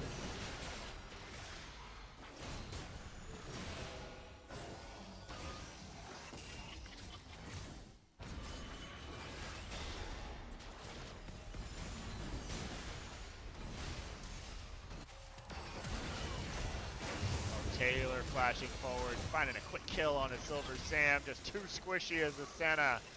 And well timed, because look what the prize is going to be as a second dragon now started up for Smolder Snacks. Taylor definitely showing their proficiency on the Vi with their continuous Vi flash Qs onto the enemies, getting good kills. Definitely getting the spotlight ahead. Nature's Grass coming down, just gotta try to make sure that they're not coming over the wall to score a kill on Huck Finnegan. Rico, I love the way Rico's playing here with these bushes. Any opportunity Rico has, just kind of hide away out of vision and just make Viger's Vixen sweat. He is taking advantage of that. R5 Nikki scoring another kill. Here's 7 now for the bot lane. And in the top, it's third person. Leaping on to homosexual. Silver Sam desperately trying to hold this tower. Oh, Nintenjon on this Viger will clean up third person. Just in time for the to kill before the heals. Taylor also just in time here. They're collapsing once again. Ceasing assistance up, and Diana cannot do anything. And immediately followed up by PZ Tabs scoring kill number 6 on to Silver Sam. Everything's going right here. And Smolder Snacks made a focused effort to put the ganks and put the pressure in the bot lane. And that is the first 3 kills. And tower, that's feats of strength claimed for Smolder Snacks.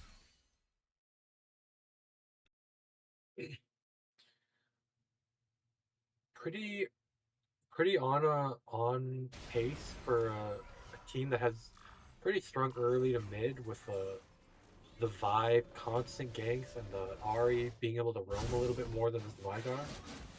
But you are still playing against the Vigar Senna, so you always have to be worried. Yeah, a lot of this, you mentioned the Vi, and a lot of what Smolder Snacks is accomplishing here is through Taylor. 1-0-4 here, but look at this, 1v1 in the top. Once again, homosexual getting very low, trying to eat his way out of this one, and now being forced to dive away and will escape.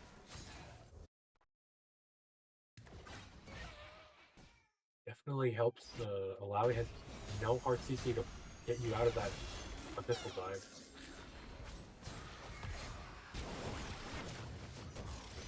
Oh, Rico. Ooh. Dancing around. What John wants to put out. Will score that kill. Now there's a fight over here at the Rift Herald.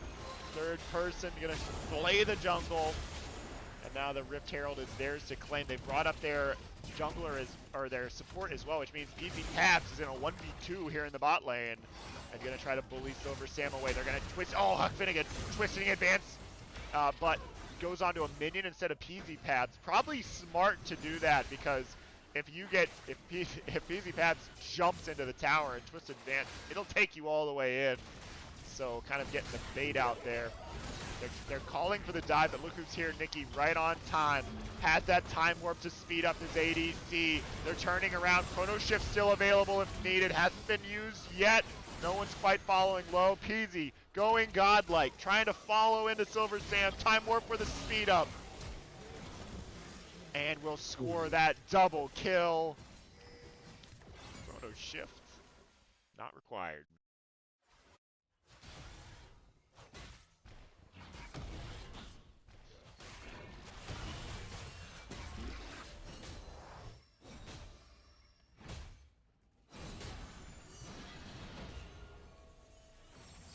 Smolder snacked up big here. 8,000 gold at the 18-minute mark, and this time they didn't pick a scaling team. They picked a team that is ready to fight, and they got PZ Pabs at 8-0. That's gonna be tough to kill with the team that they've drafted here. Yeah, you only really have Diana for the dive. Otherwise, I mean, you have two tanks that can help dive, but not enough damage on this Ezreal that's already so accelerated and has a Zillion on top of that. So you don't have to kill him once; you have to kill him twice. And you have the triumphant boots of lucidity, so you get to jump away quite often here as PZ Pabs jump to safety, jump towards this Zillion, who is seemingly playing the DQ game. He likes to do that to try to bait in fights. I'm not sure that they were ready for the 4v3 though. They're full sending it. Chrono Shift is down and they know it.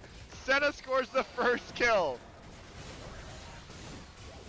Oh my goodness! True Shot Barrage doing a ton of damage, and PZ Pabs scoring another kill. 3v5 effectively. And look, Nikki and PZ are walking forward into the members of Vygar's Vixens. Has Time Warp available for a little bit more speed. PZ feels impervious to anything that Vygar's Vixens can put out right now.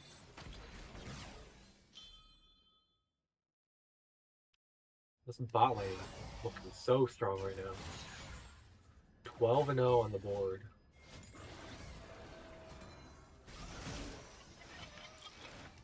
It's probably gonna stay like that for another at least 10 minutes until these scaling carries can get more stacks on their champion feed. Yeah, you know, you really want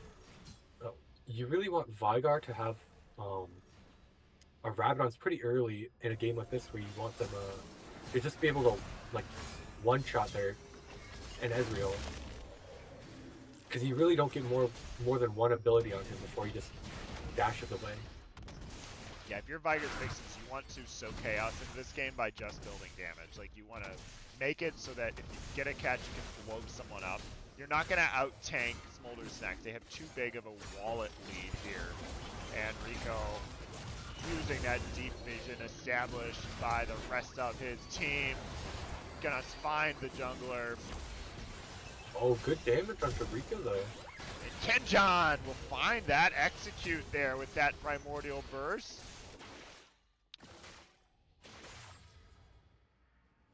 So does get a kind of a kill back here as we cross the 21-minute mark. It looked like Zillion accidentally ulted himself instead of Rico maybe, but... Oh, I'll make sure I'll call that out for R5 Mickey.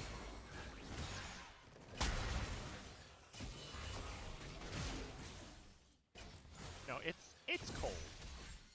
Everyone, you move a little bit slower. Your fingers are a little numb. Maybe you click on the Fair. Fair. And you know, if it was me, I probably would have just forgot to click it at all. So you know, who am I to talk? No, he's just saving it for his ADC, as you should be here. 9-0, PZ Pabs. on this Ezreal. One for another base. What is the next big item completion? All of Smolder's stacks pressure here in the top side, but it's really Vager's Vixen who has control. So of this quadrant, we'll see if they can push out Smolder's snacks.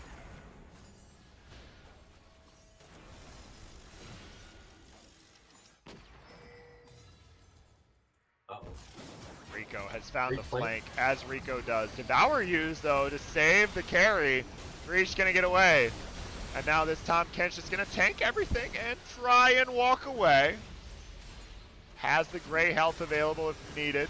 Oh, and a second test of Spirit lands. But they did do a lot of great job stalling out there, allowing their bot lane to secure a tower. However, in exchange for 2 towers there, top and mid. And they call for the Otacon to get started up. Here we go. Whatever they did to make the revive Otacon more popular in norms, I feel like they should undo it, because I feel like I see this one 90% of the time.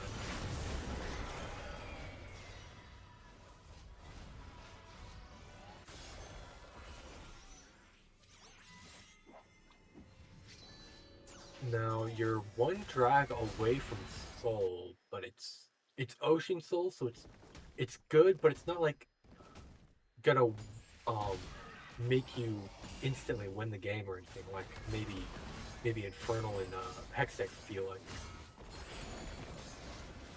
So you could say, all right, we're gonna give them Soul, and we just want to keep scaling on our carries, or you could say, you know what, we should just go ahead and try something crazy. If you're Vager's Vixens, you're exactly. You're a little pleased that it's not like a crazy strong dragon. You were actually further down a moment ago, so you're starting to kind of come back. You want to definitely score this shutdown at full send onto PZ Pads if you could get it. But if nothing else, just stall out that margin of that lead is going to get less and less. There's no reason to force anything. I like these little stunts here, kind of going forward, forcing them back, seeing what they have, securing vision, but not choosing to commit. Just wait. Because they can definitely afford to give this dragon away if they want to. The only thing you have to be worried about is if you give over Soul, you have Elder Dragon next, and that's one of those things where it is kind of like, if they get it, probably GG. But they have decent wave clear with Vigar, and Senna will have good enough range later with all his staff that you can stop Siege. But maybe a little bit harder with some outer towers if they go down. Good little dive in there from Homosexual to try to find Rico, who now had to use both Spirit Rush and Flash, and has only a little bit of HP. You know, honestly, if you're Ari there, you could just let them kill you. It'd just be a 200 gold going over, not the worst thing in the world. But you save your Flash for a more crucial fight. Well, and there's false life, so it's not even like it would necessarily hurt you that bad. And this is the fight that Smolder Snacks wants. Oh, as I say that, false life actually has just worn out, so now they'll set their sights for Baron. So well played by Vager's Vixens to not take a kind of a game-losing fight there, while Smolder Snacks had false life, but good patient play by Smolder Snacks to secure that soul. They're playing it by the book. They're starting up this dragon, and they do have the Ocean to help keep their HP up. Oh, they're gonna face check third person, who finds it onto the carry. Taylor has come in, but Thresh is in the back line trying to get on PZ pads, throwing everything that way, but you have a Chrono Shift right next door if needed. It goes down. I don't think that's going to be popped, so Chrono Shift now used, but there's just no more follow-up. The whole team, Arcane Barrage coming out, not going to find a kill, but the whole team of Smolder Snacks still alive. 2 down for Vager's Vixens. They're going to start up this Baron.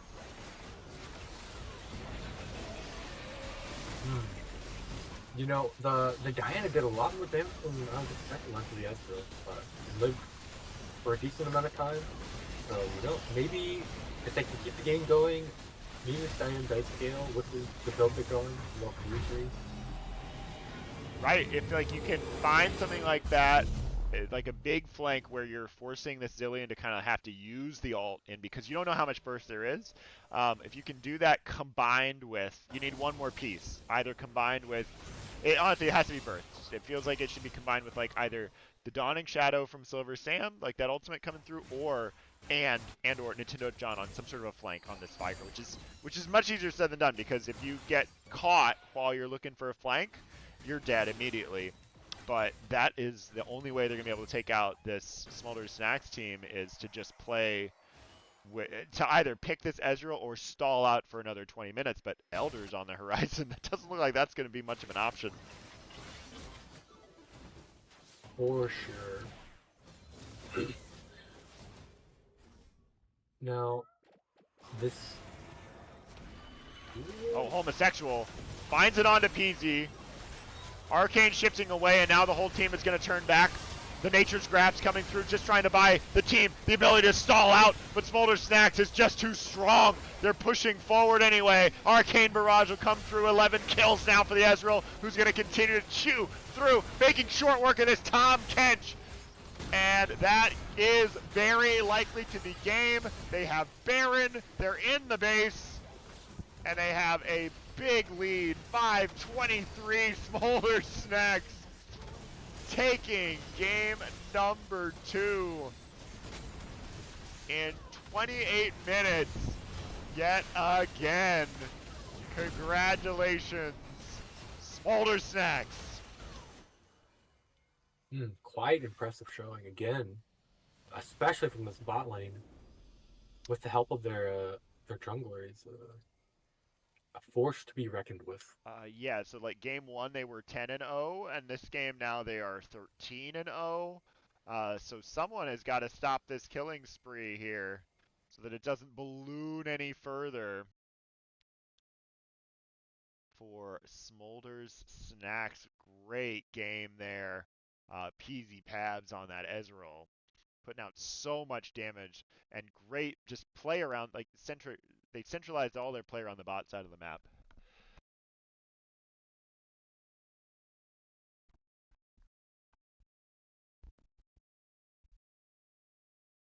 Any moments from that game really stand out at you, John?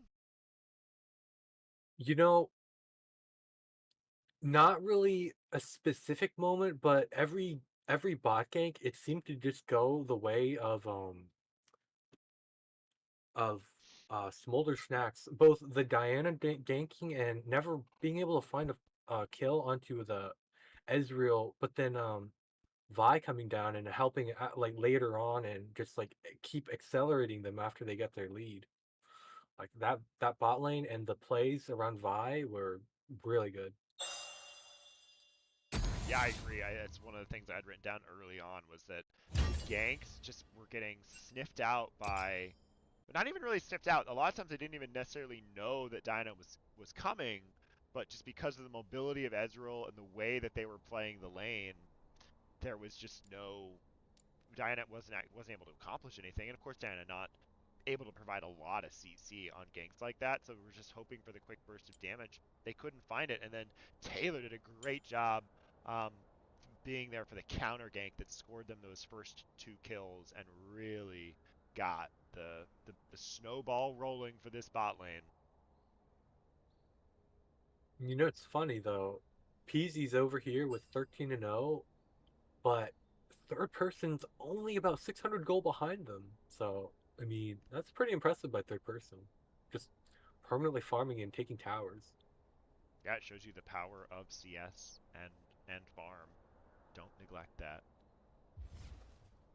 And third person did a great job there, especially after the 1v1 that Homosexual scored for that first kill in that top lane by devouring that Illaoi into the turret.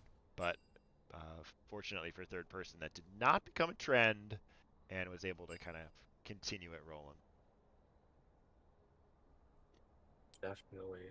Let's see what their opponents are up to. Looks like they are not in game right now. Oh, so we should be able to get started here soon. I heard a bunch of lobby noises. Yep, they're joining.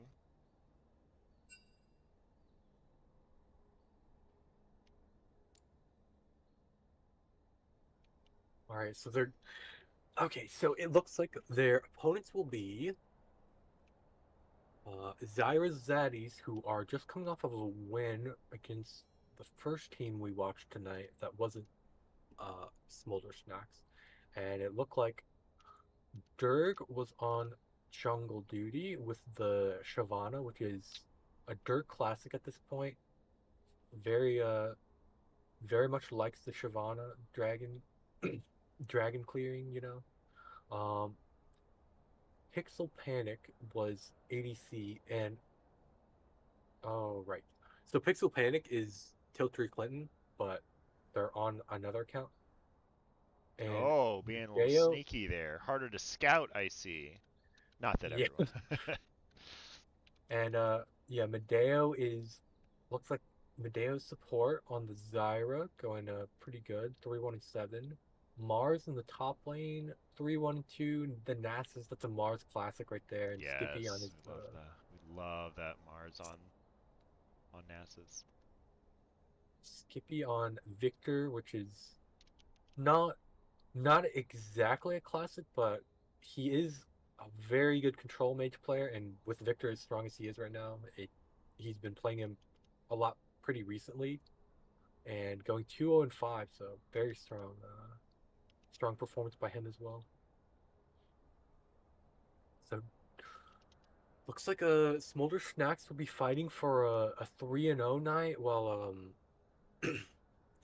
Zyra Zaddies will be looking to continue their to get a second win in a row. And let's see. In their first game, Dirk did play. Oh, Jungle York. Okay, that makes more sense. Man, Jungle York. I've been hearing about this jungle Yorick. I've yet to really see it in its like ganking and farming at the same time sort of glory. So I would love to see that played in some capacity, either this week or next week. That'd be great. Right. I think the one game we did watch was in Ruby, and it kind of fell behind. And if you fall behind as York early, I think you just kind of just have to watch the map fall apart. You kind of need your at least two lanes winning, ideally mid and then one of the side lanes, so that you have like you can just like 1v1 objectives like so easily with your little minions. Because York definitely can like has angles to solo like objectives really easily with all of his minions just tanking damage for him and doing a lot with the support pet change.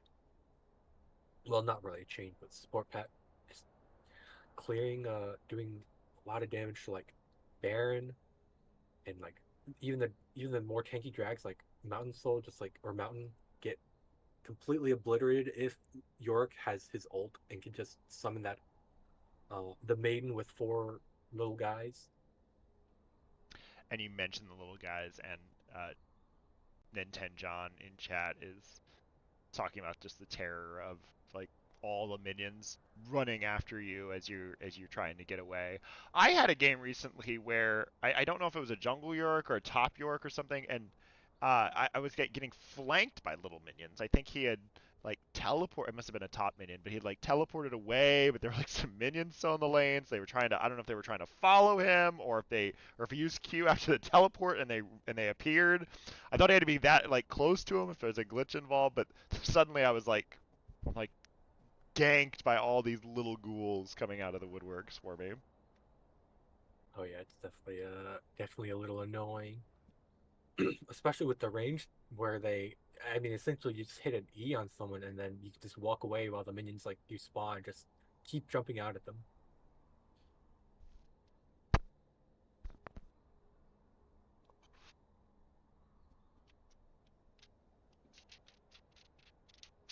So how in the world are we gonna see a stop? Are we gonna see this bot lane from Smolder's Snacks go deathless? What do you think? You think they're gonna find? Are they gonna Hmm. find the gray screen in game number 3? Now, it's possible. It all depends on this really early level where, I mean, Tiltree, Clinton, and Medeo are both pretty aggressive players. Like, Medeo, kind of like view in the same light as like Latimer, who plays like Zyra, like control mages, and just like runs at you, casting their spells, and you're either getting hit by them or you're just like under your tower.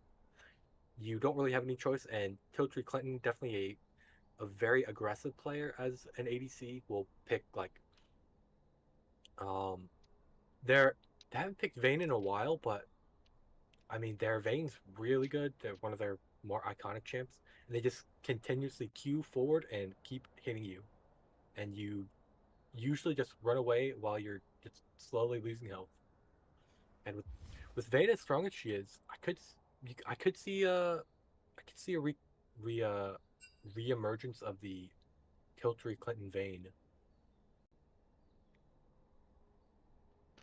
I just remember one of the first times I ever met Tiltree Clinton. It was at one of the meetups, and I regret that I was not able to go to the meetup that we had the week before Valentine's Day. Those were always so much fun. I'd been to such a great string of them before that, but they were in like a Vayne, Oh, inspired outfit. I think that's the words I'll use. Like a Vayne inspired outfit, and I loved seeing them in that. I I do remember hearing about that. I also think I remember hearing about a Smolder cosplay or something, but maybe that's probably a different time. But I I would I would love to see that. I don't remember that one, but I would love to see that. That's so funny. I loved creativity like that.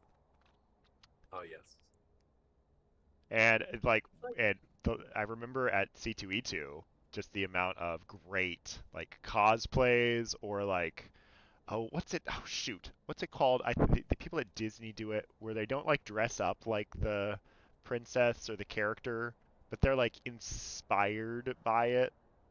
There's a mm, term, but you saw a lot of that at C2E2 as well, where like people were kind of like channeling a particular character. It was fun to see. People watching at C2E2 is so great. right. Yeah, I'm excited to go. I've never really been to like a Comic Con type thing, so it'll definitely be a first for me. You've never been to a con? Really? No, or not like that type of con. I've been to like a Lego convention, but like it's more like a kids type thing, and I went like when I was maybe in middle school or something. But yeah, I've never been to one where like everyone's dressed up doing like these crazy outfits and stuff. I One of the things that surprised me the most last year was the scale of the con. Like, it is first off just like McCormick Place where it's at is gigantic. Like, it's such a big facility, but even the line to get in was so long. It's like they have this huge space that you think just goes on forever, and then the line just to get into that space before the doors open was like an entire other convention hall that was like filled Yep. up. Now, luckily, the line moves very quickly. It's mostly like a holding pin for the cattle amount of people that are there, all waiting to get in right when they start. But it was like I was just blown away by the size of C2E2. It is big in scope. Yeah.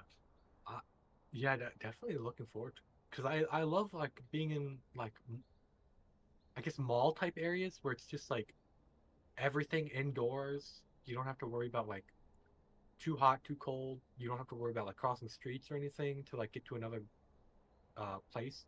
So like these big enclosed places with like lots of stuff is always fun for me.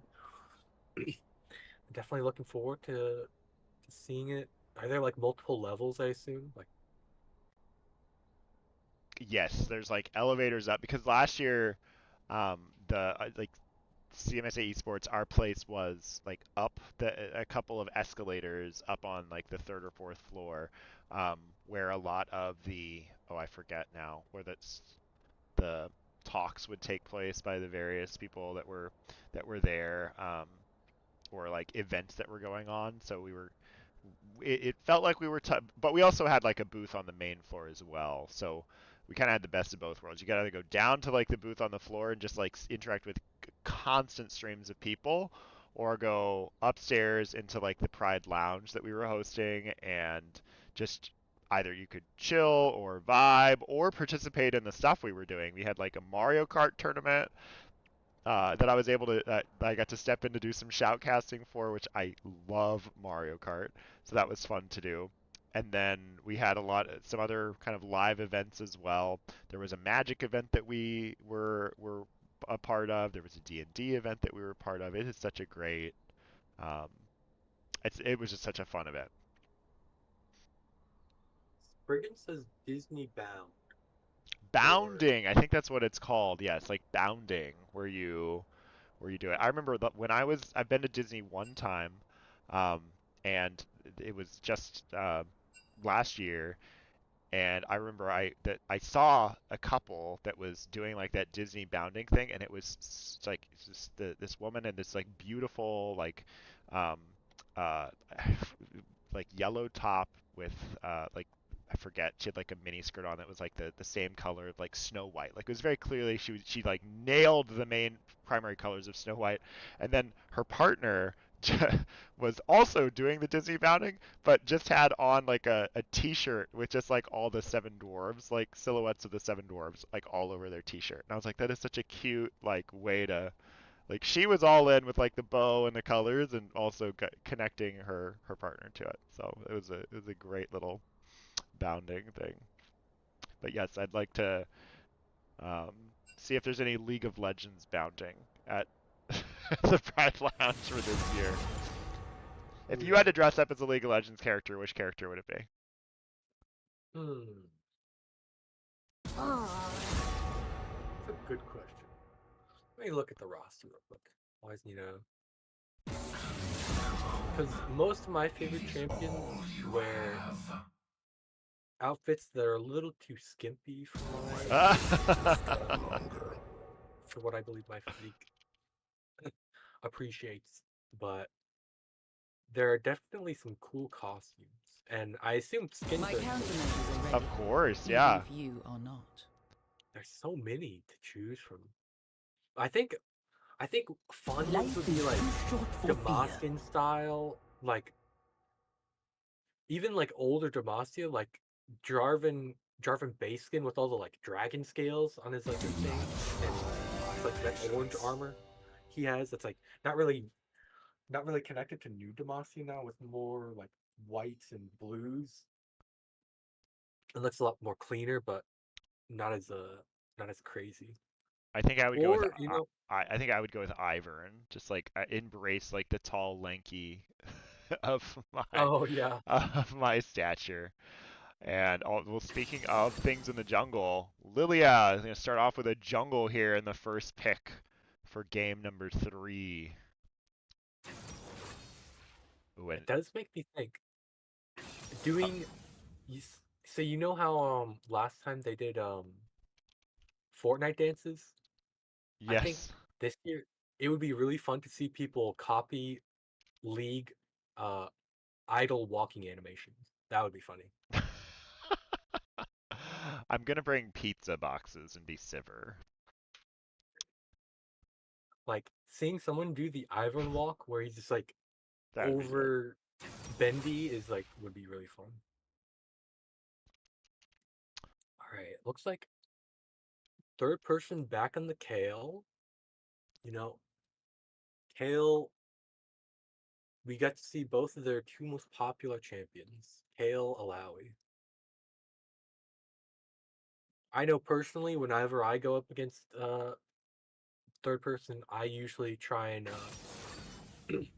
ban out Alawi and then pick Nasus into Kale. But if they ban Nasus, I'd probably say ban Kale as well, because those two champions are one's not fun to play into, that being Alawi, and one's not fun to just watch scale, being Kale.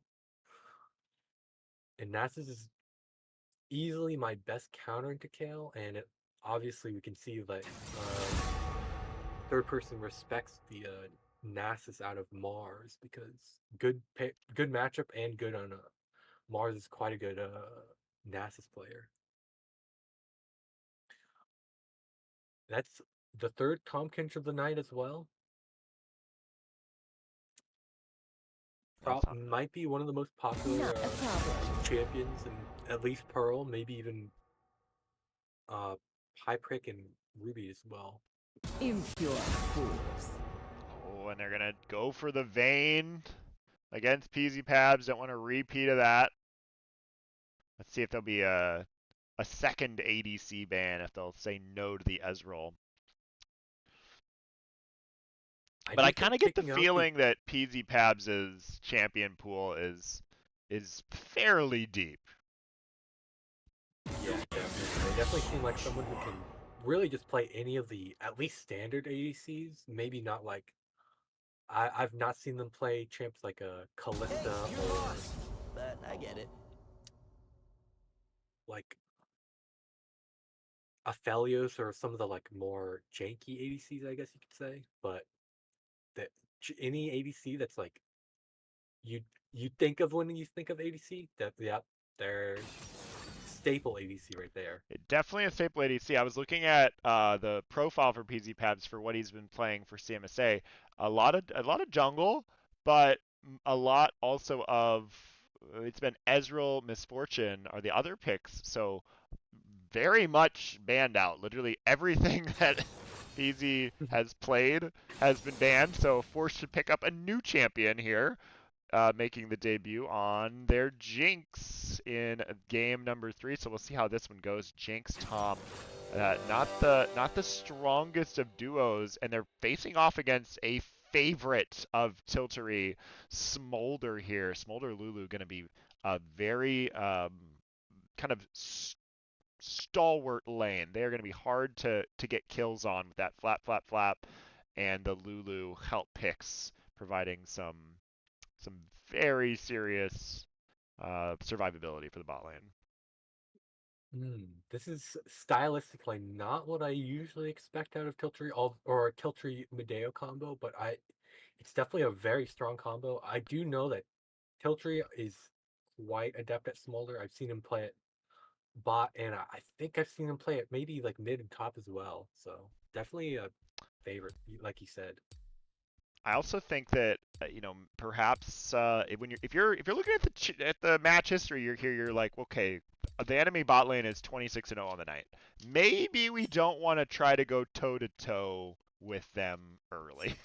Right. Perhaps the play was, maybe this is deliberate, like let's pick some safe scaling options and just try to ride out that early game. You have the auction that's going to get some priority in the mid lane, and so maybe you're throwing everything at this Kale. Kale not super strong early, so throw everything at the top side, try to get your top side ahead, let Tiltery and Medeo just sort of chill in the bot lane. That's one strategy, or maybe they will channel their aggression and try to make something happen against this Jinx Tom. But whew, Peasy Pabs and Nick have been looking so good all night. Right. And the Mordekaiser Mars, not their favorite top laner champ, as you usually see him on a champ like a Karma top or like Nasus top, but I have definitely seen this before, and Mordekaiser definitely has an early advantage against Kale, but we'll see if they can utilize that early advantage, how well it'll go, given that this Vi last game was so active around the map.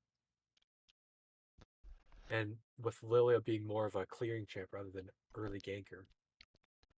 Got to be careful with pressing your advantages, as bot lane looks to be playing super safe, so Vi will not have as good of an angle there, and Akshan has a decent escape himself, so Mordekaiser is really your best bet if you're Vi to get onto, but I guess we'll see.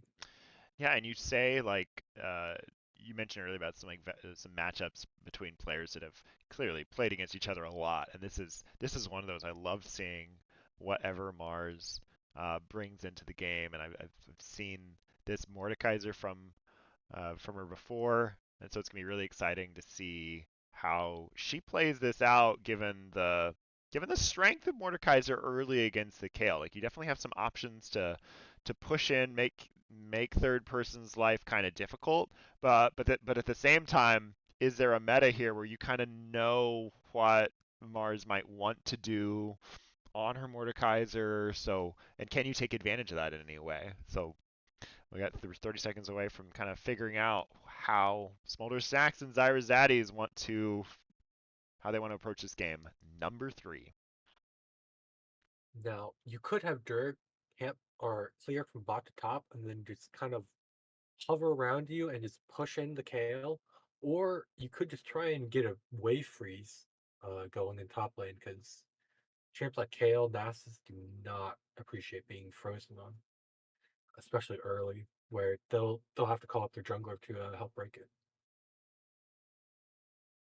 Yeah, I would love to see Mars try to set up some sort of a freeze on this Kale. Don't let Kale just scale. Third person got to do it once, and you know that they'll want to do it again. So here we go, game number 3, starting up on the Rift. We got Zyra Zaddies on the blue side taking on Smolder Snacks. We'll come out ahead. To Summoner's Rift. Interesting, a tier start out of the Smolder. Definitely has become less common as I do believe Smolder 30 seconds. typically just goes deep late into something like a Triforce, Yeah, and then Smolder. maybe or wait, it might be Essence Reaver Triforce, but I guess it's really player dependent. Yeah, I mean Essence Reaver is I think probably the most common thing. Manamune, not unheard of though. Kind of an older build, but it can check out for sure. It's just gonna take a while to sort of come online. I think and you're giving up that crit, which they've definitely kind of made Smolder align more with crit. I'm curious. I know Tiltery likes more of the tanky-ish Smolder, so I'm curious if they're still gonna commit to that or if it's gonna be something a little bit different. Right. Although with a Lulu, you don't have to build too much tankiness as you do have an ult and lots of shielding to fall back on.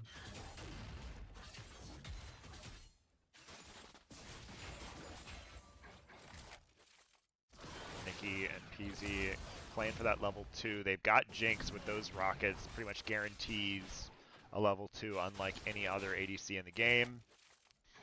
See if they look for an engage right away as the levels soon to be hit. They're walking up. PZ's playing kind of aggressive. They hit it. There's that Abyssal Dive going in, knocking out the Lulu. Which means a big win of HP here for the bot lane of Smolder Snacks. Oh, that tongue lash connects for even more damage. Not a good start, but again, you kind of expect that from Smolder. And normally as a Smolder player, you look at one of these. Skippy just sidestepping that Vi. So nothing doing as Taylor comes up without a gank, but will quickly fall back into the jungle and continue farming.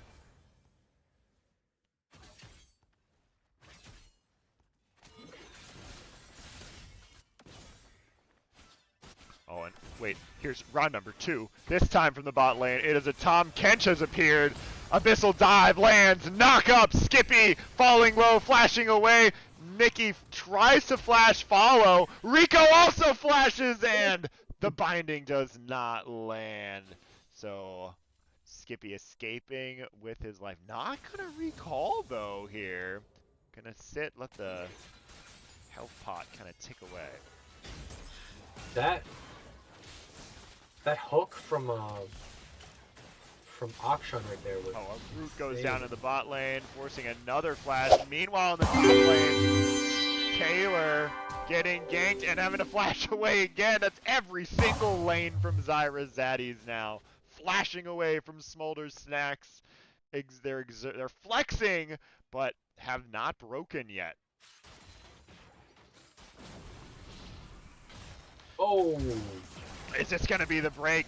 And it looks like it will be. First blood scored. Jinx excited. Tiltery using barrier but can't fully commit.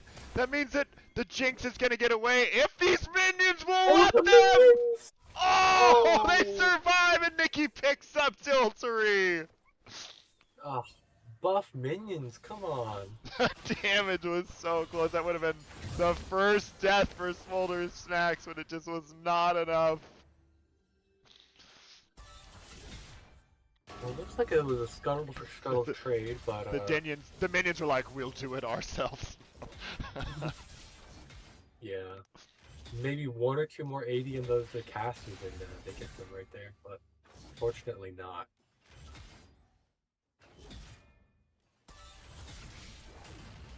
Now it looks like Dirk has decided that I'm just gonna go ahead, get my camps ahead. Or get ahead on camps, farm up. You are Lilius, so you can pretty easily carry games still, if given the right resources. Yeah, championing like Lilia, so important to get to that level 6 as quickly as possible, and it's on track to do it right around the time these Void Grubs spawn. So following through with the game plan. As Mars is doing a great job here, trying to hold back third person, but third person very patient on this KO and just farming up when possible. You know, I can see that there's a ward. That ward Skippy put kind of like in the river just to check for a gank, because did not seem like he appreciated that Tom Kench. No, this is a Tom Kench ward for sure. As the junglers kind of start doing them opposite camps. But yes, that is absolutely the anti-Tom Kench ward, knowing that Nikki likes to roam. And look at that, the dragon falls, and who's coming? But Nikki right over that ward that you're calling out. Oh, and he's Oh. but he knows it's there. Nick turned the stream off. Quit stream sniping. That's not the vibe we want here. Ooh, you left your ADC alone. Oh, but it looks like a... Oh, you thought you left the ADC alone. They tried to go in, but unfortunately, Tiltery going down. Abyssal Dive just missing, but Tongue Lash will hit.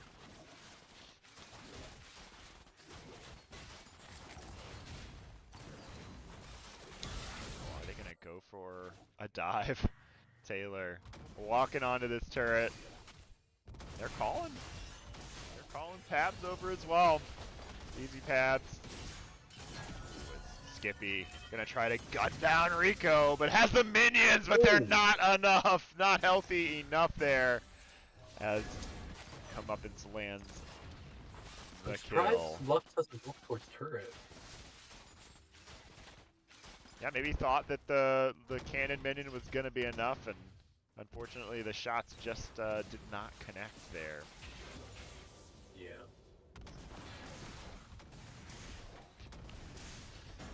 Now with that last kill, that was Feats claimed for, not Feats, but the first claim for Smolder's Snack. They did get 3, so they're just needing 1 more. Either the turret or a couple more objectives. But unlike the last few games, they did not score both of the first 2 objectives. So a little bit slowed down here. Right.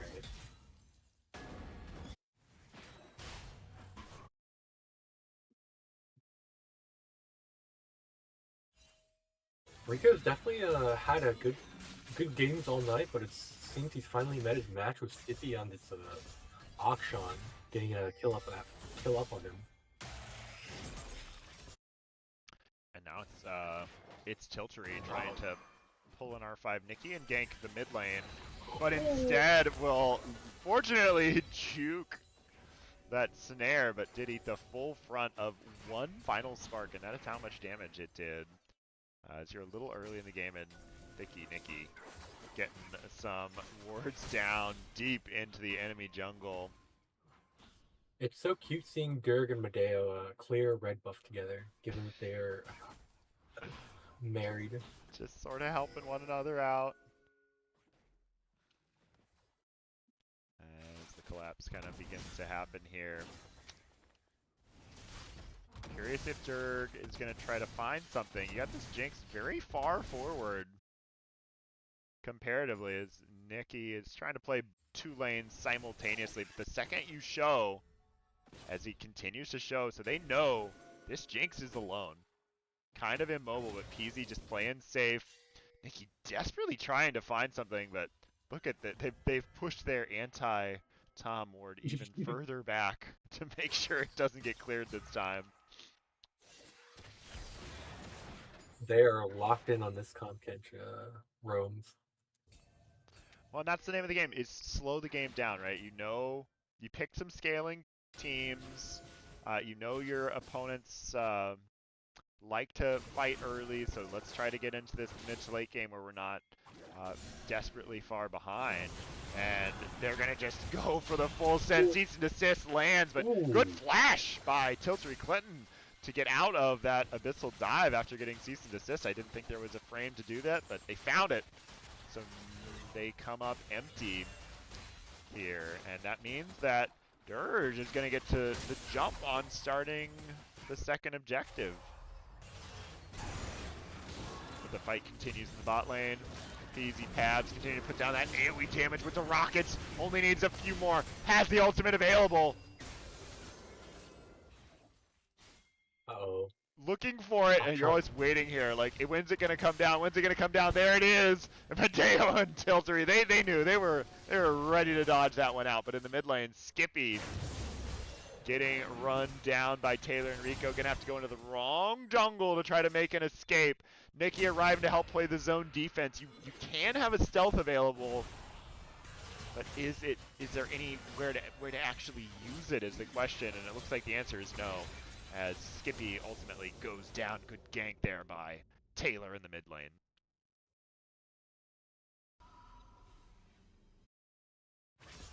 Now, the ganks and kills are good, but you're falling farther and farther behind of this Lilia, I guess, power clearing, as a Lilia should. And I mean, you have a lot of squishy members for Smolder Snacks, so this Lilia, one good kind of bowling ball, one good swirl seed, and you can potentially put the whole team to sleep and get a lot of follow up. So yeah, I mean, I think it's the right play for Dirge to just continue to play safe, maybe shot call, make sure that the lanes are playing safe, and Smolder Snacks has been doing they've been trying to find kills, but really there has not been a lot here. They did claim the first of the feet, but haven't fallen too far behind. And now here's that gank. Mars goes into that Death Realm along with third person, but as soon as third person comes out, they're gonna meet the Fawn. Dirge Noon arrives, and that is going to be, the ult comes down, and there's a kill. Who are they gonna give this to? As Dirge Noon will finally secure it. Honestly, good person to get a kill on. Mordekaiser can still operate pretty well into a KO without a kill, as you just ult trade, I guess. Skippy coming down. They know about Rico though, who is now in this Ooh. river. However, Nikki keeping Medeo and Tiltery off of that fight, and so ultimately able to save the mid laner here. Rico is like, I did not come this far to not score a kill. There's the slow. Looking for this follow-up snare in the final spark. Oh no, final spark is actually available, so, and rocket's been used, so Tiltery and Medeo able to just kind of walk out of there. But not without a lot of pressure on this turret, and this is going to be the feats if they can claim this turret. They may be pushing for it. They have a cannon wave, and there's just no one in the area. They've had feats in game 1 and game 2. They like to prioritize this. I love that they brought all 3 members here. This last plate is going to be the hardest to take. Dirge Noon Is he gonna try? No, Lillian decides you can have it. Feed's claimed here for Smolder Snacks. Otacon bot as well.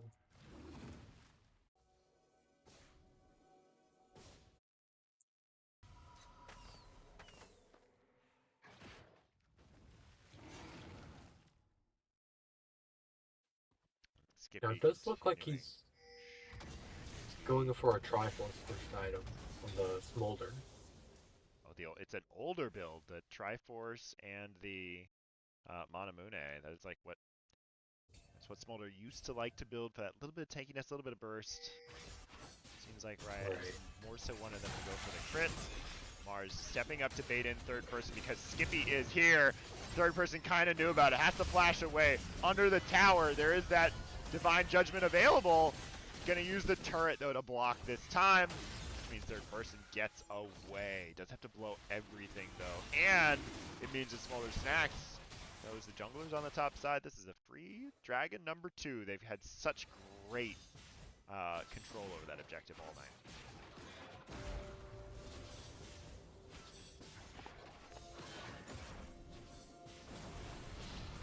Missile dive comes into this mid lane. Siltry able to flap away. Medeo flashing into the turret to try to draw in this buy. Wild Growth offers a lot of sustain, enough to go 1-for-1. A shutdown scored by Durjnoon, who's going to try and take down Picky Nicky, who's able to walk away on this Tom Kench with just a little bit of HP remaining. And now Peasy Pabs will walk through.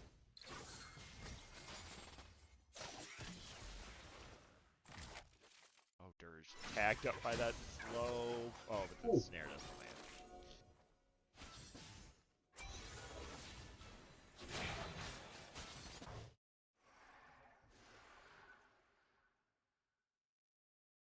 You know, this Kale is getting very scary. 127 creep on this Kale. Oh, that Match flip 2 is here. already completed. Level 11 power spec too, so the wave clear is gonna be insane.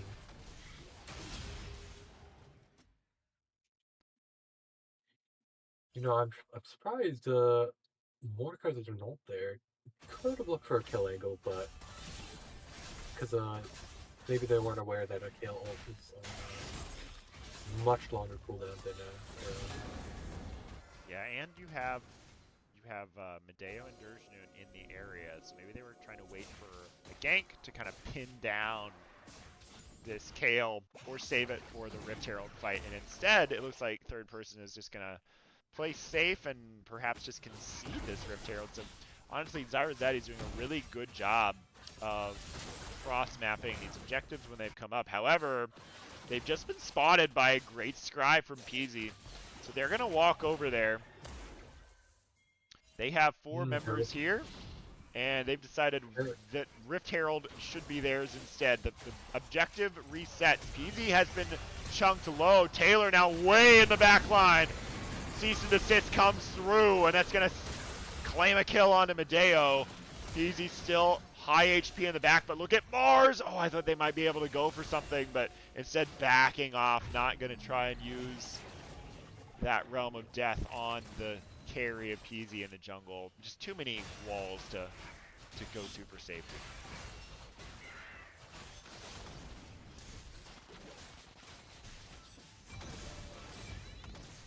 Rico. Hello, Akshan. Starting to go into it, but man, Rico has just been dynamite with that ability. Getting the snare. Skippy trying to follow up, but too many shields, having to flash away. The Gromp trying to, or the Krug's trying to be the difference maker here. So bot turret claimed, mid turret claimed, Abyssal dive going forward. Jinx is excited, but there's just no kill, and now Mars and Dirge trying to bully third person, pulling it back, getting that Divine Judgment. The fights just do not end. Smolder Stacks knows how to push a lead.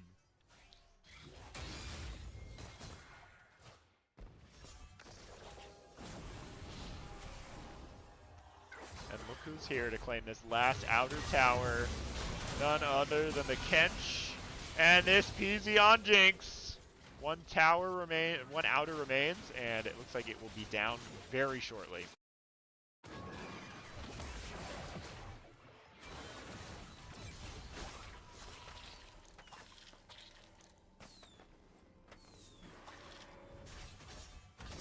Now, the gold lead does look pretty big, but it's mostly from towers, and you can't really make up tower plates, but you can make up towers, so you just kind of gotta sit there and scale a little, maybe, but a one good Baron play from this from the team of Zarazadis can definitely swing it later in the game when you can just shove in like 3 or 4 towers.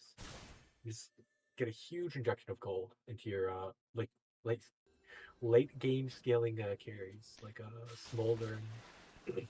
Oh, I agree 100%. The two big objectives that Zarazadis needs to really focus on are they need to score a tower, start unlocking that tower gold, and then also get a kill on this bot lane of Smolder Snacks, which no one has been able to do tonight. And you have to make that a point of pride. Get that kill, you'll collect a bounty, and figure out a way to take this, because you're not going to beat Smolder Snacks if you cannot kill Easy Paths. Right. And it's so hard to do, especially with this Tom Tench just like constantly covering them.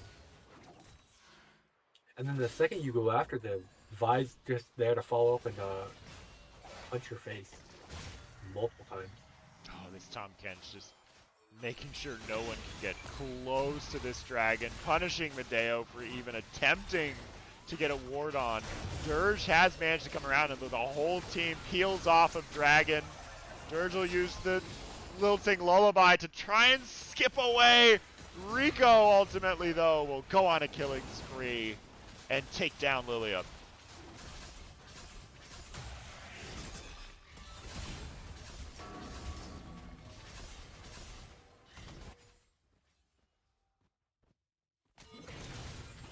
The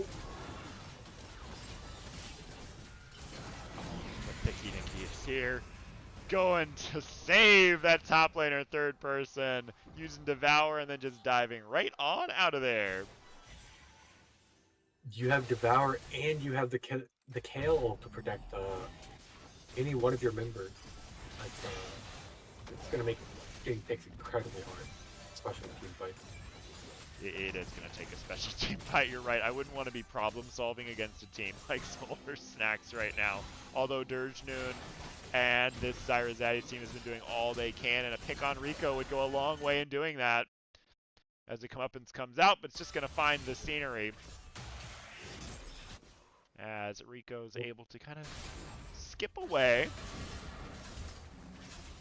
Person, I mean, for all of the power behind these auto attacks, Mars is shrugging off so much of it.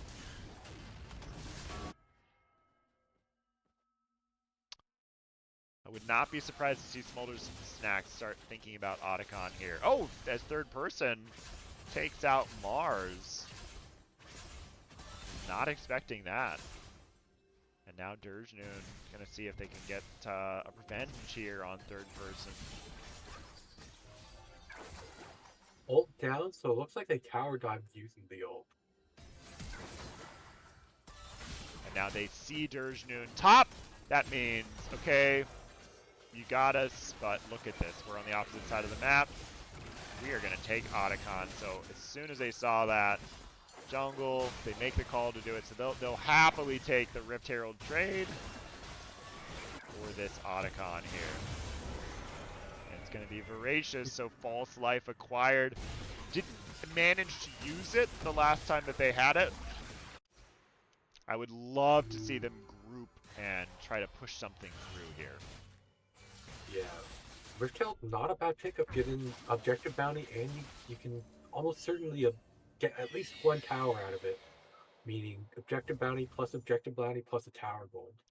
Now, False Life not gonna count as a death, right, on the post-game screen. So at this point, you're gonna have to kill him twice to make it official. Abyssal Dive will come through. You get to play a little crazy here. You got house money you're gambling with as they take out the first inhibitor. Skippy doing a great job of sidestepping that final spark, and the team says, okay, let's reset. And they're going to try to head to that other lane. You only have to kill him through Kale ult, False Life, and Devour. Yeah, it's easy. Just listen to John, guys. That's all you gotta do.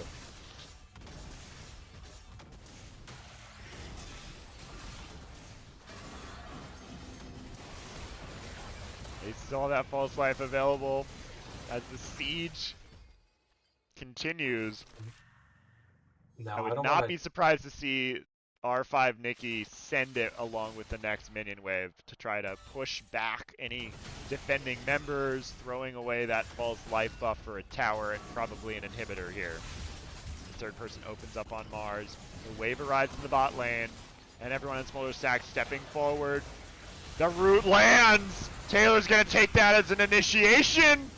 Peasy getting low, Rico getting low, but they're not going down. Comeuppance comes out. And they're going to have three that are going to withdraw. That looks so crazy. All three dying pretty much at the same time. Third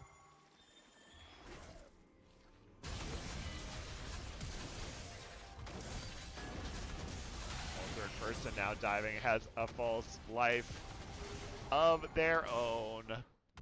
So 4 pseudo kills here for Zyrazadis. At least you get, what, 50 gold now off of it? I love the way that they just use that false life to just kind of force through towers or kills or just damage. I would have liked them to actually seen them finish off this turret though before going for that play, but still strong play out of Smolder Snacks. I'm kind of surprised that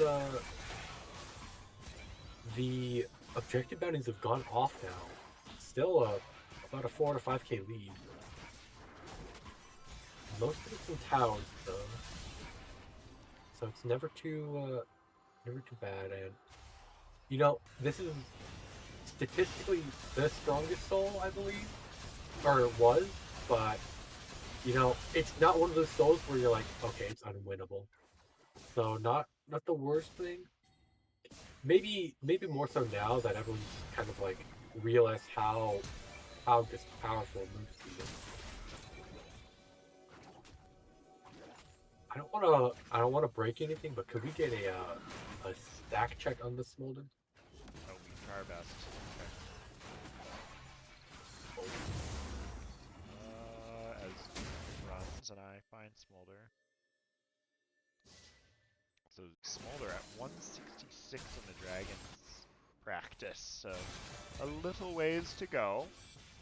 Unfortunately been held back very well by Smolder Snacks, preventing their namesake from actually acquiring the necessary number. No snacks for you, Smolder. There are Smolder snacks.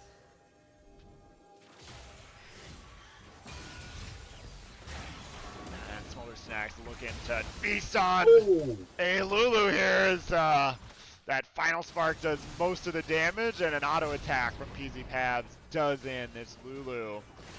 And they were kind of posturing around Baron, but I think what they really want is a Nexus, and so now the siege is on. They did really well to time the final spark and the Jinx ult at the same time, so it kind of looked like it's really hard to tell that you were about to die there. And third person just goes forward in full tanks with Divine Judgment. It looks to be it. A final spark is back off cooldown. What? As they go in, there's a shutdown though. A little too close. And PZ Pabs does not have a lot of HP. They're trying to end. And you know Skippy wants to find a kill. Nikki not gonna let it happen though on this Tom Kench. Still deathless here in the bot lane. As a Rift Herald comes out, we're gonna go on a cruise. Oh, into the inhib. Okay, it'll walk in the top.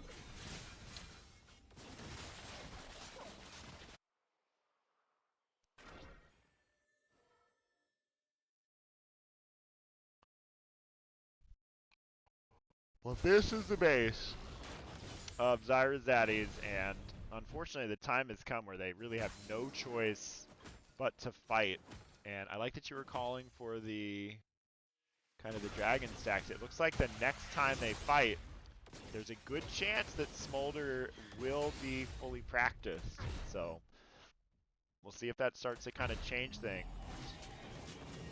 Surprisingly, after a base siege like that, you still have 2 inhibs and an inhib tower up. Yeah, and it's So top lane that went down. So they have the opportunity of pushing out that top and staying close to Baron.